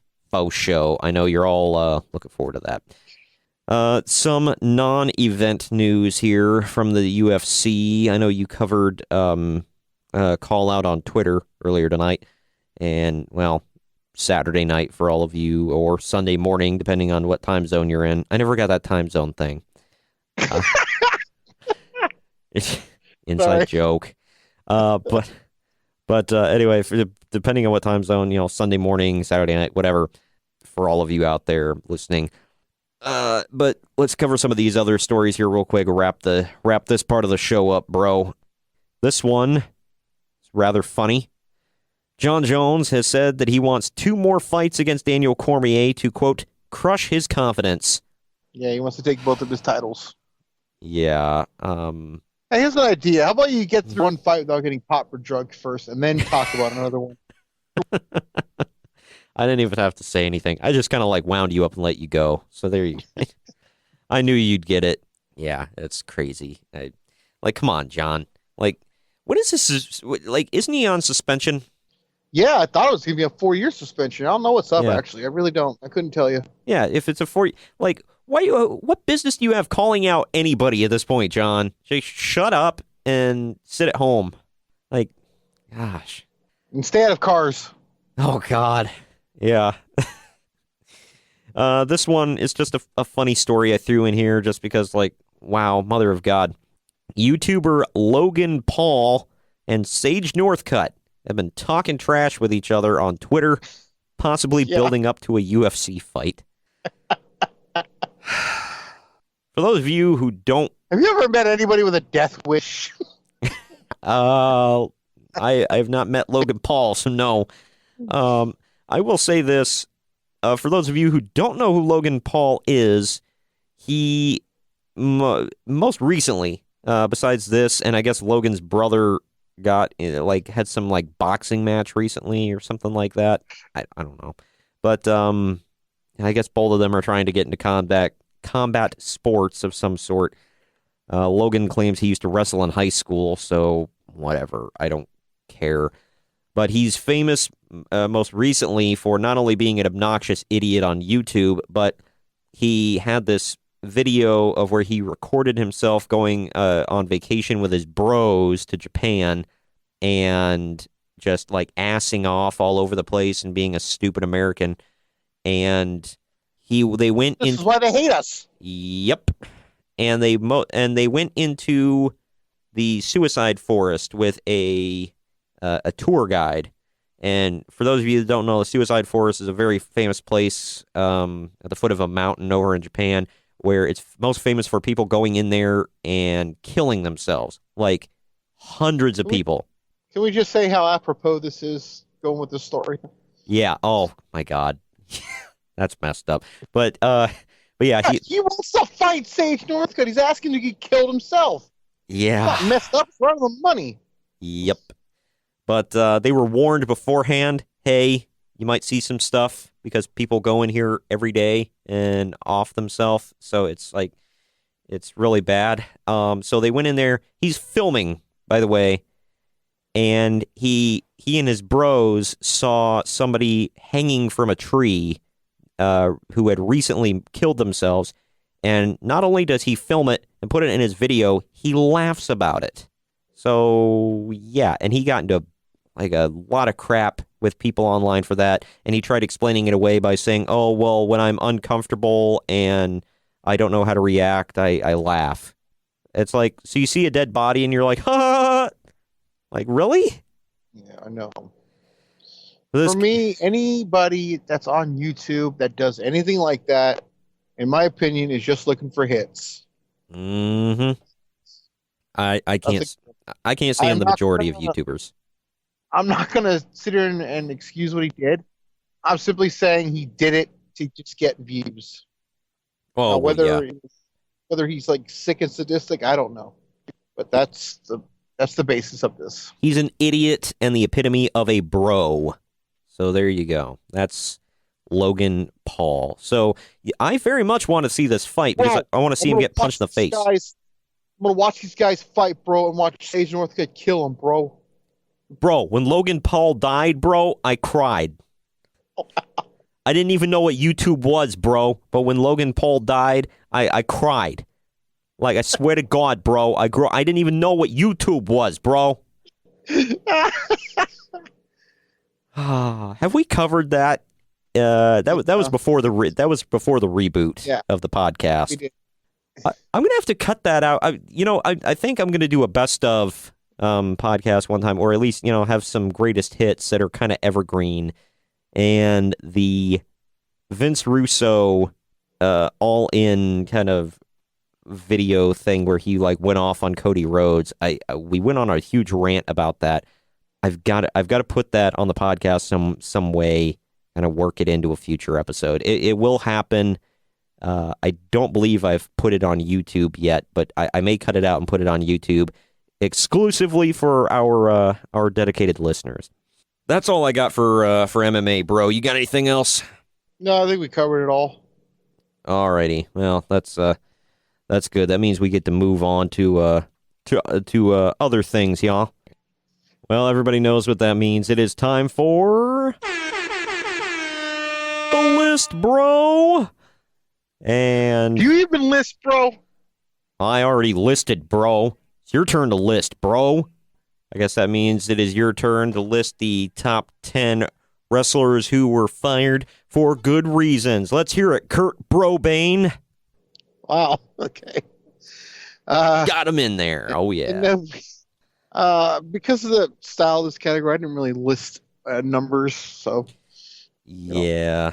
It was a little hard with some of them because, I mean, some of them were definitely worse than others. But, I mean, some of them is like, how do you really categorize, you know? Oh, yeah. All right. First one I said was The Ultimate Warrior. Oh, yeah. That, yeah, we went over that already. He definitely deserved that. Yeah. Not to speak a little dead. Next I said Big Ass. Oh, my gosh. You talking Mr. Ass or Big Ass? Big Ass. Oh, yeah. Him with his Swedish rocker metal hair. Yeah. Right. Man. Next I said Jeff Hardy, unfortunately. Yeah. Which time?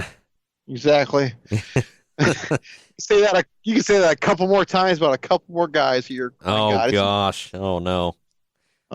Next, I said Scott Hall. Which time? Yeah, right. Oh, man. That's sad. I mean, I'm glad he's doing good now. You can say that, not be joking. Which time? Yeah, I know. Next, I said... Gee, I wonder what you're going to say this one. Next, I said Jake Snake. You know what? You already know what I'm going to say. I don't even have to say it. You know, friggin' Jim Cornette made him Smoky Mountain champion, and then he just, like, stopped showing up.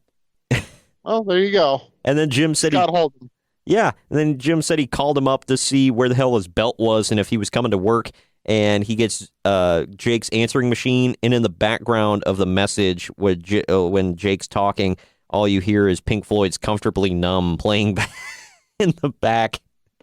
That doesn't surprise me. What an apropos song. Next, they said William Regal. Oh, was that when he was on drugs, right, in WWF? Yeah, twice. Yeah. Oh, man, yeah. I remember when he got popped for roids at one time. I was like, really? Him? Like, yeah, I know. Like, if he would have said, like, some other kind of drug, all right, whatever, but they said he had roids. I'm like, how? Was he not doing them properly? Like, not to sound like an ass about it, but seriously, like, look at him.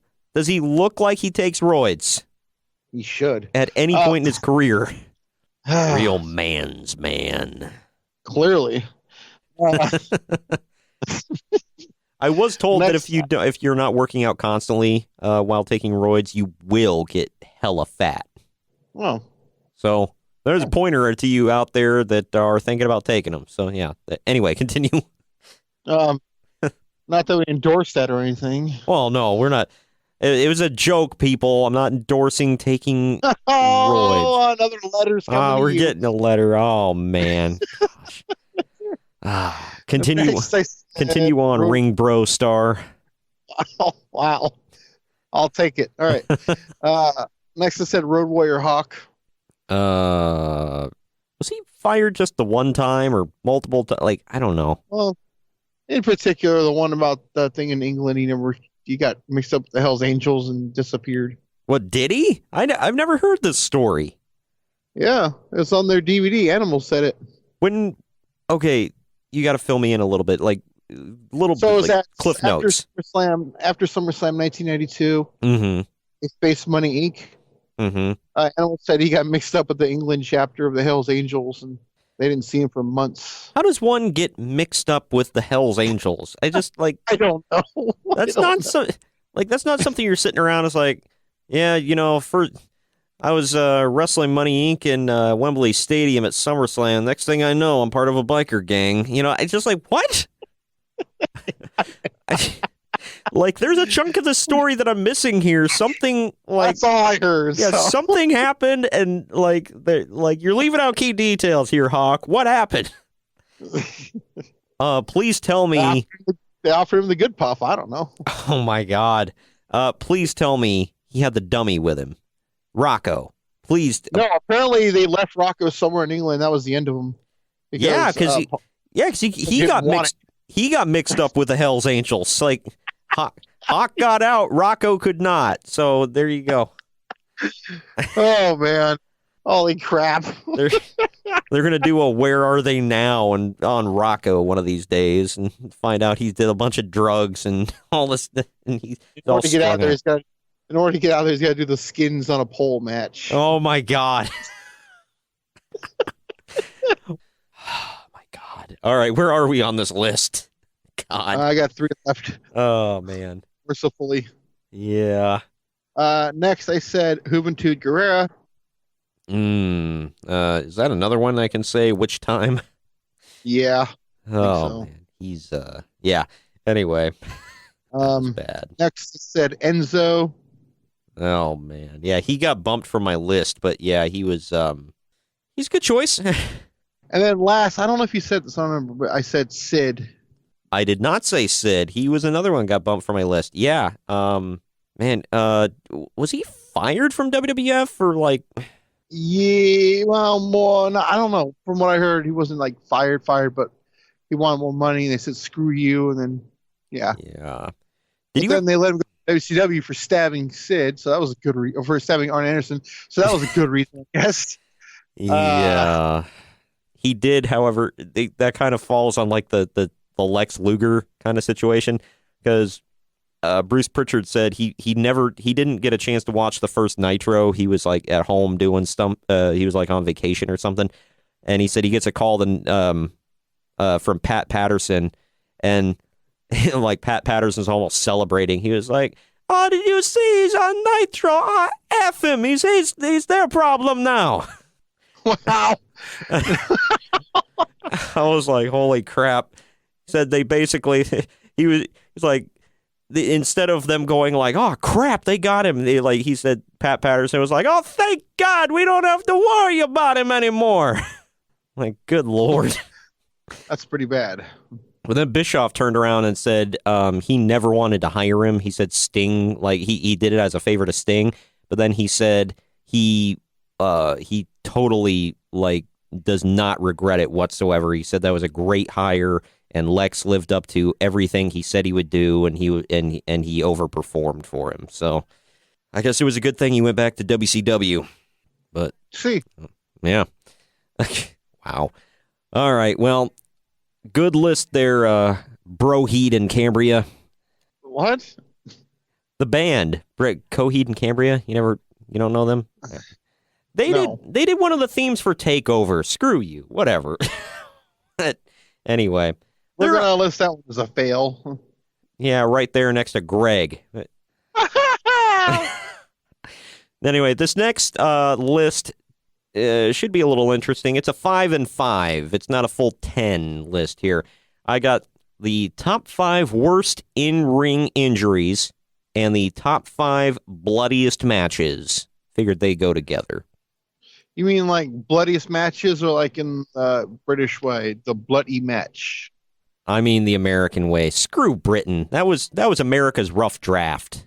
I didn't say it. Don't direct any letters to me.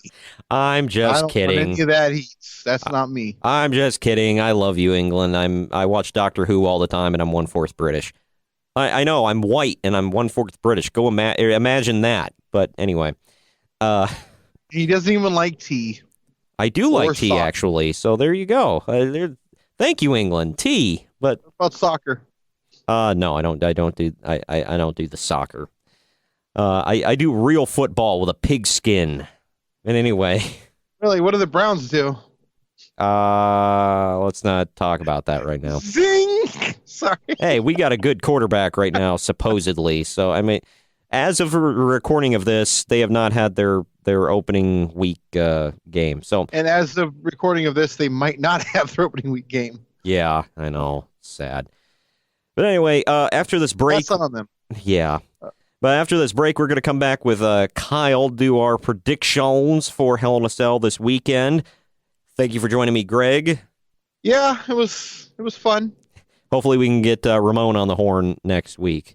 And Roll Tide. Right. We'll come right back after this break. Later. Drama City Productions.com. Yo, check it. Chino's Hip Hop Stop. Yo, check us up on Twitter. Everybody knows that you listen on Twitter. Legit. Everybody can hear the picture. We spitting it down and putting the rhymes like scriptures. Everybody knows when you get down with the show on all your major podcast listening forms, so applications or any form of media. Come step to us. We're the #1 competitor.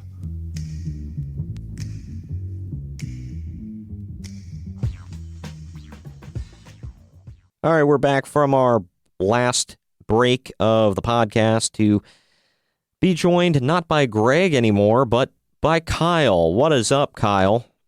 Not a whole lot. It's been an interesting week in WWE.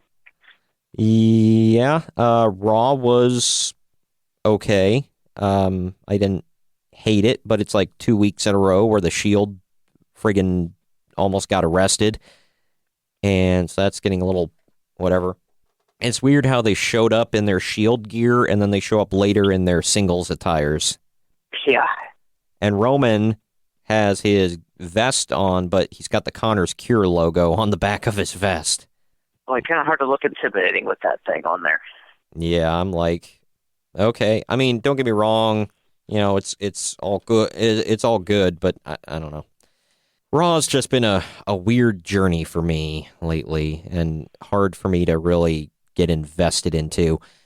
However, SmackDown has been fairly good. Don't know if I cared for them, ordering the matches the way they did this past week with Brie and Maurice going on last, and that wasn't even a real match. It was just kind of like throwaway segment. But whatever. It seems like Daniel Bryan and The Miz, it seems like that match has had the most build of anything. Yeah, definitely. AJ and Joe have gotten their time, though. So I'll say that. It's been a cool feud with them. I like it. But we'll see how it plays out at Hell in a Cell. And that, ladies and gentlemen, is why we are here, Kyle and I, because we are going to give you our predictions for Hell in a Cell. Sorry, I had to drag it out there because it was. Are you okay after that?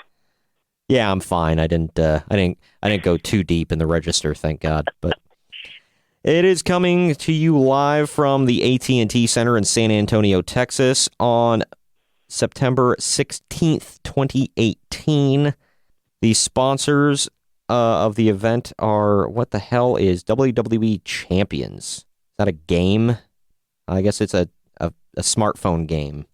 I've played it. It's pretty good. Is that card game thing? Or is that something else? Kind of like Bejeweled, if you've ever played that. Oh, right. That thing. Okay. I know what it is now. So their own game is sponsoring their own show. It's a little weird. Yes, apparently. Yeah. Okay, whatever. Kind of like when, WWE 2K sponsors, something. Whatever. But either way. So that's that. I don't see any theme songs listed, but it's not really important. Something else that you guys will notice when this is posted is on social media for the first time. I don't know why I haven't thought of this before, but I am writing down our predictions, and I will post it in picture form on social media because I never, ever remember who you and I pick by the time we do the follow-up show. So this time, I'm going with it, and I'm wanting to see how other people think of, what other people think of our predictions as well. So we shall see. Obviously, I don't know the order of any of these matches here hasn't been officially locked in yet, but I'll run down some of these. There are only 2 matches on the card that are not for titles. Yeah, so think about that. One of them is actually a hot feud. Both of them are pretty hot feuds, so they don't need a title. One of them, Jeff Hardy versus Randy Orton. I'll start there. Who you think is pulling it out with Jeff Hardy's first romp in the cell, which is surprising to me. Yeah, that is quite surprising. That's a match made for a guy like him, as much as a spot monkey that he can be. Yeah, he's gonna kill himself. I feel really bad, but yeah, he's gonna freaking kill himself. Because he's got to jump off the top. Yes. And I'm sure Michael PSAs is sitting there egging him on. Oh, you gonna take the bump? Huh? Gonna go up to the top? You gonna take that bump? Huh? This one's tough. It's really they haven't really made it look obvious who's going over here. I'm going to take Jeff Hardy just because, I don't know, this has just been a real back and forth thing over the last couple of weeks. Yeah, I don't know. I can't safely be like, and not that there's anything wrong with that, but I can't safely be like, oh, yeah, so-and-so's definitely going to win. However, I don't know. They've had Jeff, Randy will come out and beat him up, at times, whatever, but Jeff has gotten the upper hand on him a few times. So I'm thinking I might have to go with Randy on this one. Okay. Because, they haven't had a singles match yet, have they? Or I can't. I think they have, but it's ended in disqualification or something, because one would just beat the hell out of the other one with a chair or something. It just got out of hand every time. So. And it always seems like Jeff gets the upper hand in the end on Randy, all the way going back to when they were showing Jeff jumping off of the Raw set on top of, the old Titantron setup for Raw on top of Randy Orton.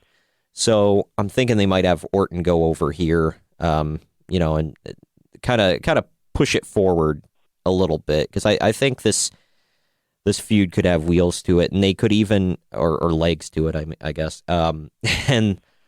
They could they could keep it going. They could even throw Shinsuke in it more to make it make maybe a triple threat for either Super Showdown or whatever comes after that. It's Survivor Series, right? Or no, TLC. TLC makes more sense because Survivor Series is usually in November, isn't it? It is, yes. I'm looking. Yes, it is. Well, I don't know. I'm seeing I'm pretty sure they moved TLC to October. I could be wrong though. But either way, we'll have to wait and see.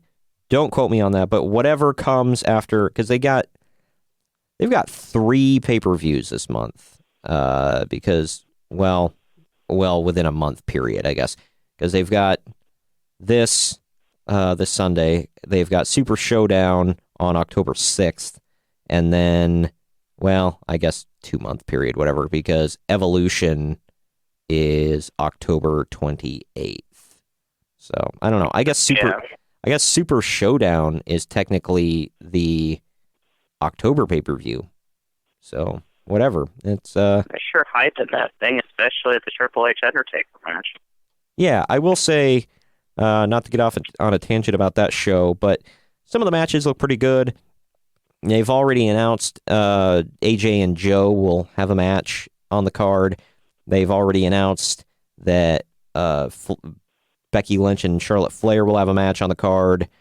So yeah, that's it's building up, and I'm excited about Triple H versus Undertaker, but I will say WWE and their stupid lists online, man. They've got another top, I think this one's a top 5 list or something like that, and it was the top 5 opponents for the Undertaker, and they listed Shawn Michaels as number 2 and Triple H as number 1.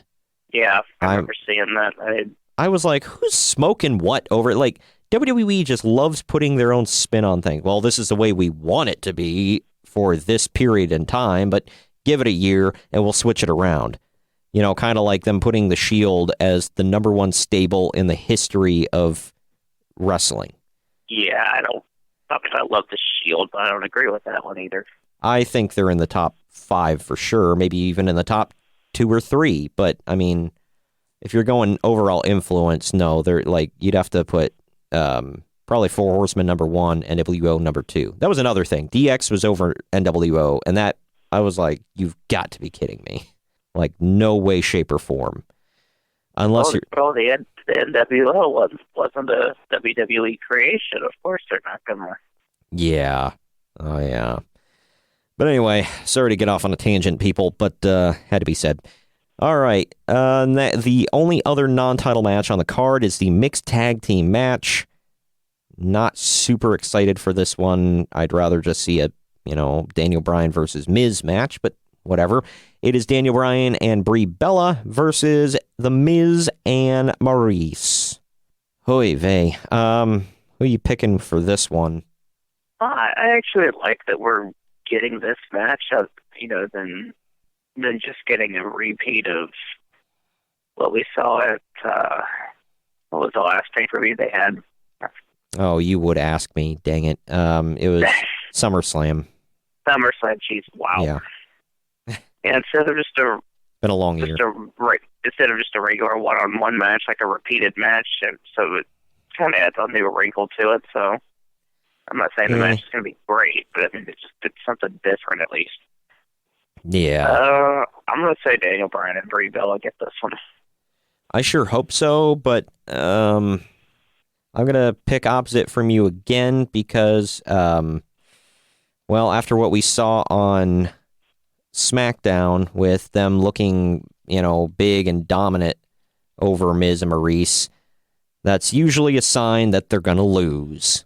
So even though they shouldn't, I'm going to go with Miz and Maurice because, It's not always like that, though. I think they've picked up that the fans have kind of figured that out. So they'll mix it up sometimes. Yeah, it's not 100% that way all the time, but I don't know. When they look that strong, usually it's a sign. But we'll see. We'll see how it goes. But I will say Miz and Maurice, just because I think they're going to just beat them down, and then finally, they'll probably keep it going until like WrestleMania, and then finally Daniel Bryan gets his big win. I think they're just going to go the 50-50 booking route. I mean, had Miz go over at SummerSlam, I think they're going to even it up here. Yeah, we'll have to wait and see. I will say, it was kind of cool that Brie Bella was wearing like her husband's Seahawks colors, I guess, on SmackDown. However, that whoever comes up with the T-shirts for WWE nowadays needs to be fired. Because their new line of T-shirts are awful. Like, the T-shirts they've come out with for the last couple of years have just sucked, minus a couple. Like, there have been, the Alexa Bliss ones are fine. There have been, I'm trying to think, what was another one? It's bad that I have to think this hard. The Elias ones, the Braun Strowman ones, the Seth Rollins ones, and the Dean Ambrose one is, pretty good. But other than that, the Roman Reigns. I just got the new Dean Ambrose T-shirt, and I like the new Shawn Michaels one they came out with when he was on Raw last week. I'd have to go back and look because I forget what it looks like. But there have been a handful of them that have been okay, but the Roman Reigns shirts have been pretty weak lately. The Shield shirts are good, but then they recently came out with ones that are just so basic, and they had one of, the Samoa Joe one is pretty basic, and you've had some other ones, but this one, the last couple, this one, and then the team, like every team shirt they come out with for Daniel Bryan just sucks. Like before for the Team Hell No, it was like Kane's mask with Daniel Bryan's arms pointing up for yes, and this one that he's got a shirt with his wife now that just says yes mode. I want to know why the vast majority of shirts they come out with are black. Black's a good color, I guess, but I don't know. They do have it where you can customize them now and switch the colors around, but Oh, really? still. Yeah. Before this, they came out with like blue ones with like some basic white logos on them, and they just look god awful. The Yes Mode one just like blew me away, though. I was like, wow. The one that I hated the most of the Miz's was where it said no autographs on it, but they didn't put autographs on one line. They like hyphenated it. And I'm like, what the hell? It looks like garbage. Like, I could have done better than that on Photoshop in like 5 minutes, dude. Hire me.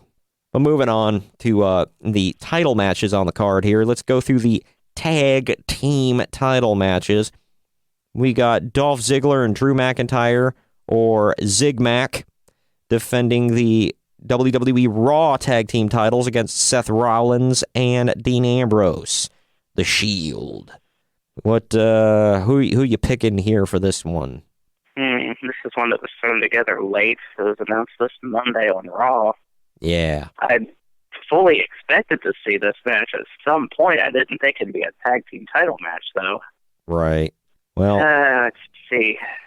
I don't know. They kind of earned their title match here because who did they lose them to? It wasn't.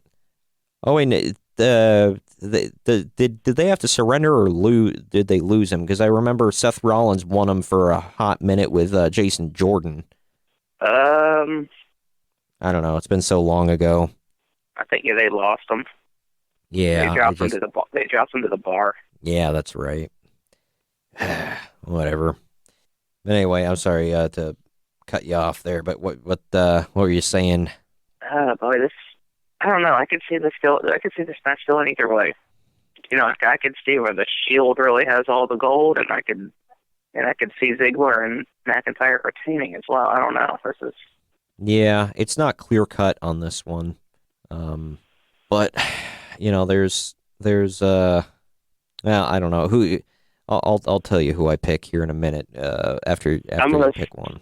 I'm gonna say Ziggler and McIntyre retain somehow.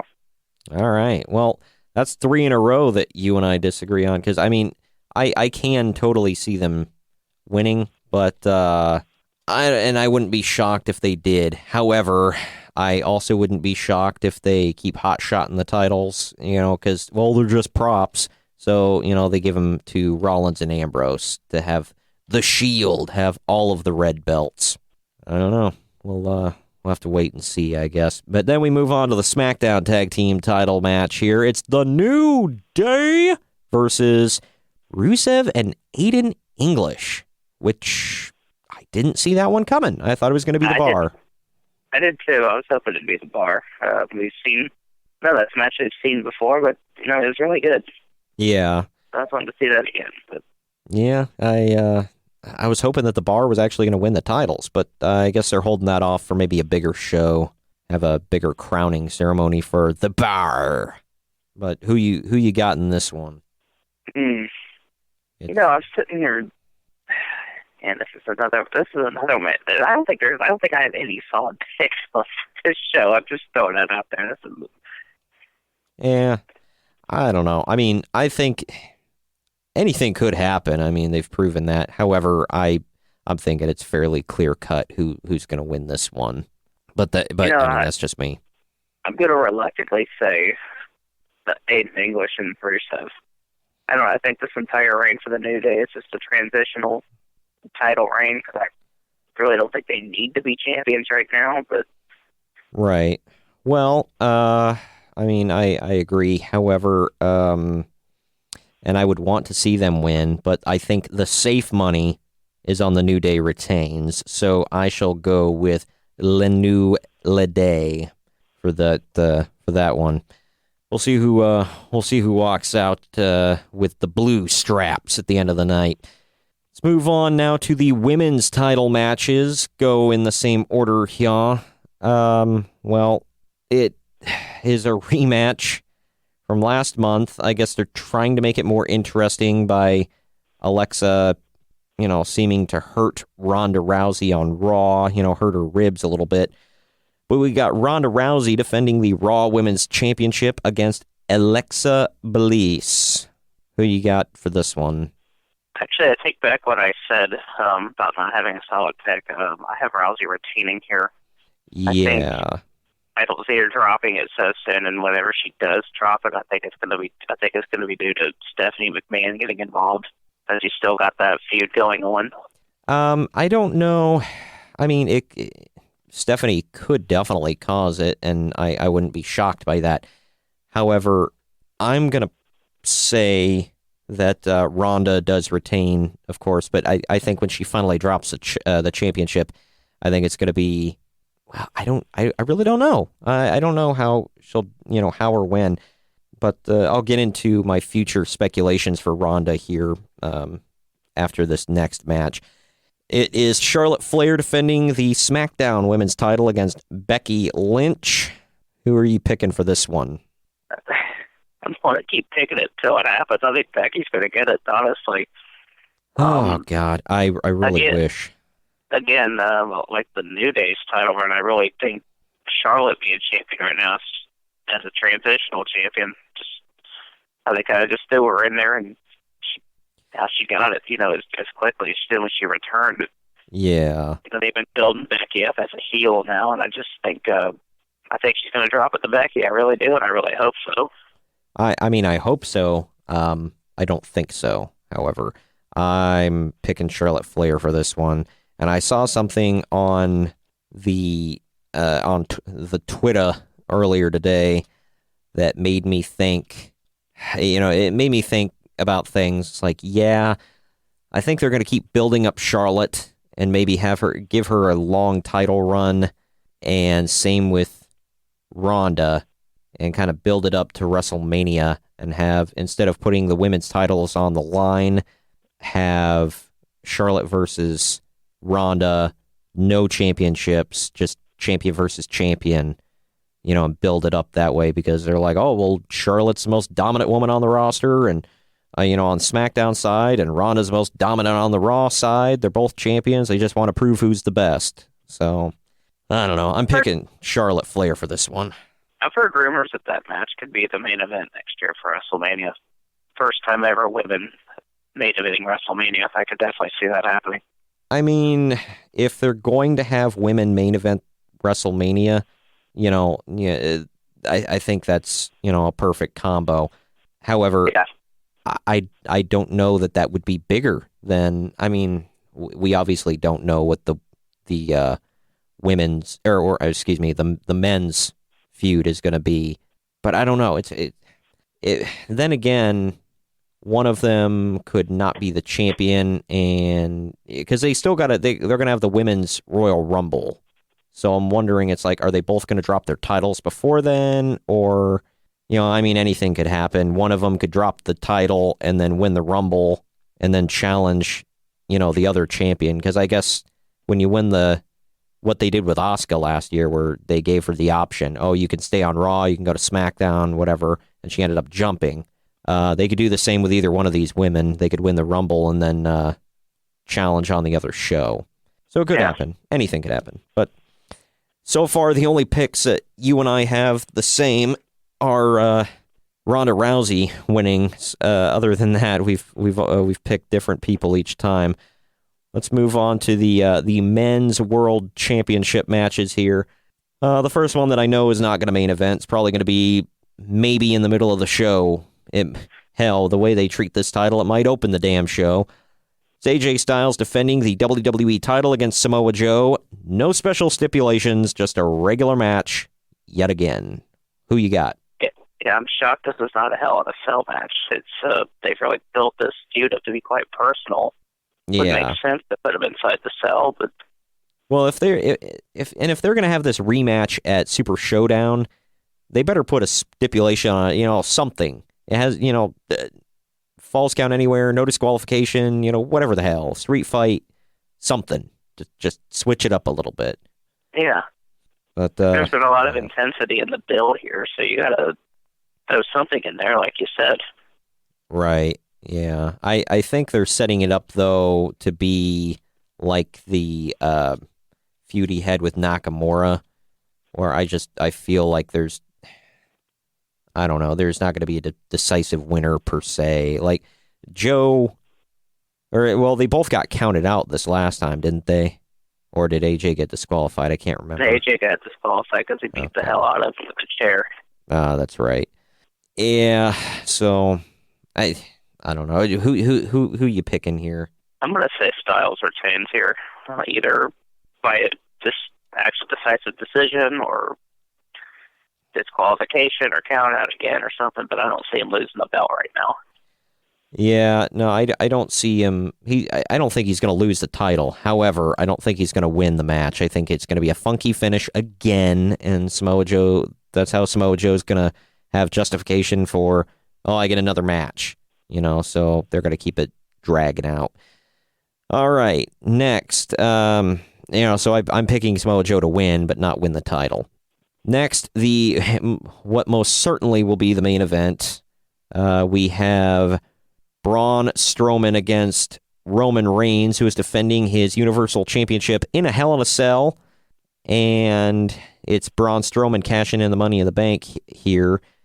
And Mick Foley, for some reason, will be the special guest referee, because apparently they felt that this match was just going to get pooped on, even in the Hell in a Cell. So let's add Mick Foley, because everybody loves Mick. I don't know. But who are you going with for this one? I don't see them taking the belt off Reigns this quickly, and no, and then you have Strowman. This is his official catch-in, which is a shame. I think it's going to be all for naught here. Yeah. So I'd say Reigns gets it. Yeah, I'm going to say Reigns retains. Reigns retains. I think the Shield is going to get involved somehow. So I think they're going to do something to the heels, and they're going to get involved, and Corbin ain't going to be able to stop it. And yeah, hell, we might even see Kurt Angle return and kind of stop Corbin from stopping it. So you never know. But yeah, so that's that. You and I, the only picks we have the same are Ronda Rousey and Roman Reigns. Wow, double R's. How about that? Well, a couple things I wanted to say before we wrap up here real quick. Did you notice that the Authors of Pain, they're not calling them Authors of Pain anymore. They're just calling them AOP. Yeah, that's really, really stupid. Yeah, it's annoying because everyone's going, well, what's people that haven't really paid much attention to them? Like, well, what does AOP stand for? Yeah, and they keep going on about the different chapters and whatever. It's like, okay, call them the Authors of Pain. Makes more sense when you're talking about like books and chapters and crap like that. Yeah, what I want to know is, why do they have Drake Maverick, of all people, have it being their manager now? Oh, God, I know. Why can't they just kept Paul Ellering? Yep, I know. I feel the same way. But if that was going to be the case, let's get Drake Maverick. Why does he have to dress like them? He looks like an idiot. No, I don't really watch 205 Live. I mean, is Drake Maverick is he like a heel authority figure on there? No, he's a babyface. Like, so that's why I don't get it. Like, he's supposed to be a babyface, but then he's a heel manager, sort of. I guess he's a tweener, kind of. They haven't really said, but it's kind of implied that he's a heel, but I don't get it. And it's like, why did he buy their contracts? He's not a manager. He's a general manager. And why does he dress like them? It's just so many questions. It's just a weird fit. And when they walk out to the ring, somebody had a meme of this where they're like, when your mom tells you to bring your little brother along. That's what it looks like. It looks stupid. It's a mismatch completely. Like, what the... Yeah, I know. I don't get it. The last thing I wanted to say right before we sign off here officially, are they rehabbing Carmella as a face by putting her with R-Truth, or are they rehabbing R-Truth and making him seem like he matters by putting him with Carmella, or both? I was wondering that myself, because those two are going to be partners in the mixed match challenge that they have coming up here, I think, starting next week. Yeah. R-Truth, I mean, even though they don't really up until late, they haven't done anything with him, but he's still, technically a baby face, and they're pairing up with Carmella, who's been a heel for the longest time. So, well, Carmella was a heel before, and they paired her up with Big E, and I'm like, why is she a baby face on Mixed Match Challenge, but she's a heel on SmackDown? It just doesn't make sense. Yeah. I don't know. That's their thing, I guess. But whatever. Gotta have something for our truth. It's a fun pairing to see. I'm not gonna.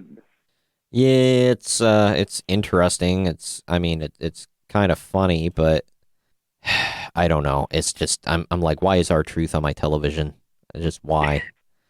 He got over on the Miz last week. He was the man of the match. Like, what is that? Was weird. I know. Well, what the hell ever. I don't know. But yeah. So that was Hell in a Cell. You and I, like I said, we have differing opinions on most of the matches. Yeah, I will post our picks on social media so everybody can see and critique and comment and whatever the hell else. Sorry we went a little long this week with the show yet again. I'm going to try to keep it shorter next week. But Kyle, you should be returning next week for the rundown of what the hell happened at Hell in a Cell. What the hell happened at Hell in a Cell? Oh, yeah. We will go over all the biggins from the show, all the winners, the losers, and the in-betweeners. And that should be fun. And, of course, Greg will be back next week. Not sure about Ramon, perhaps. We're going to try to get him on the horn again. He was having some technical issues this week with his mic. So we're going to try to get him on next week. Hopefully he gets everything sorted out by then. But thank you for joining me today, Kyle. Not a problem. And for all of you out there wondering what the hell is going on with the YouTube page, yes, I have been sleeping on it. And yes, I am diligently working to get everything figured out and saved and whatever else. But it takes a long time to upload a full show to YouTube. It takes a good half hour. So I'm trying, people. Just bear with me. Hopefully within the next couple of days, all of the archives will be uploaded and all of the extras from last week and this week, because yes, there are some outtakes from this week for the extras. They will all be going on the show, or on the YouTube page, excuse me. And we will join you next week. Later.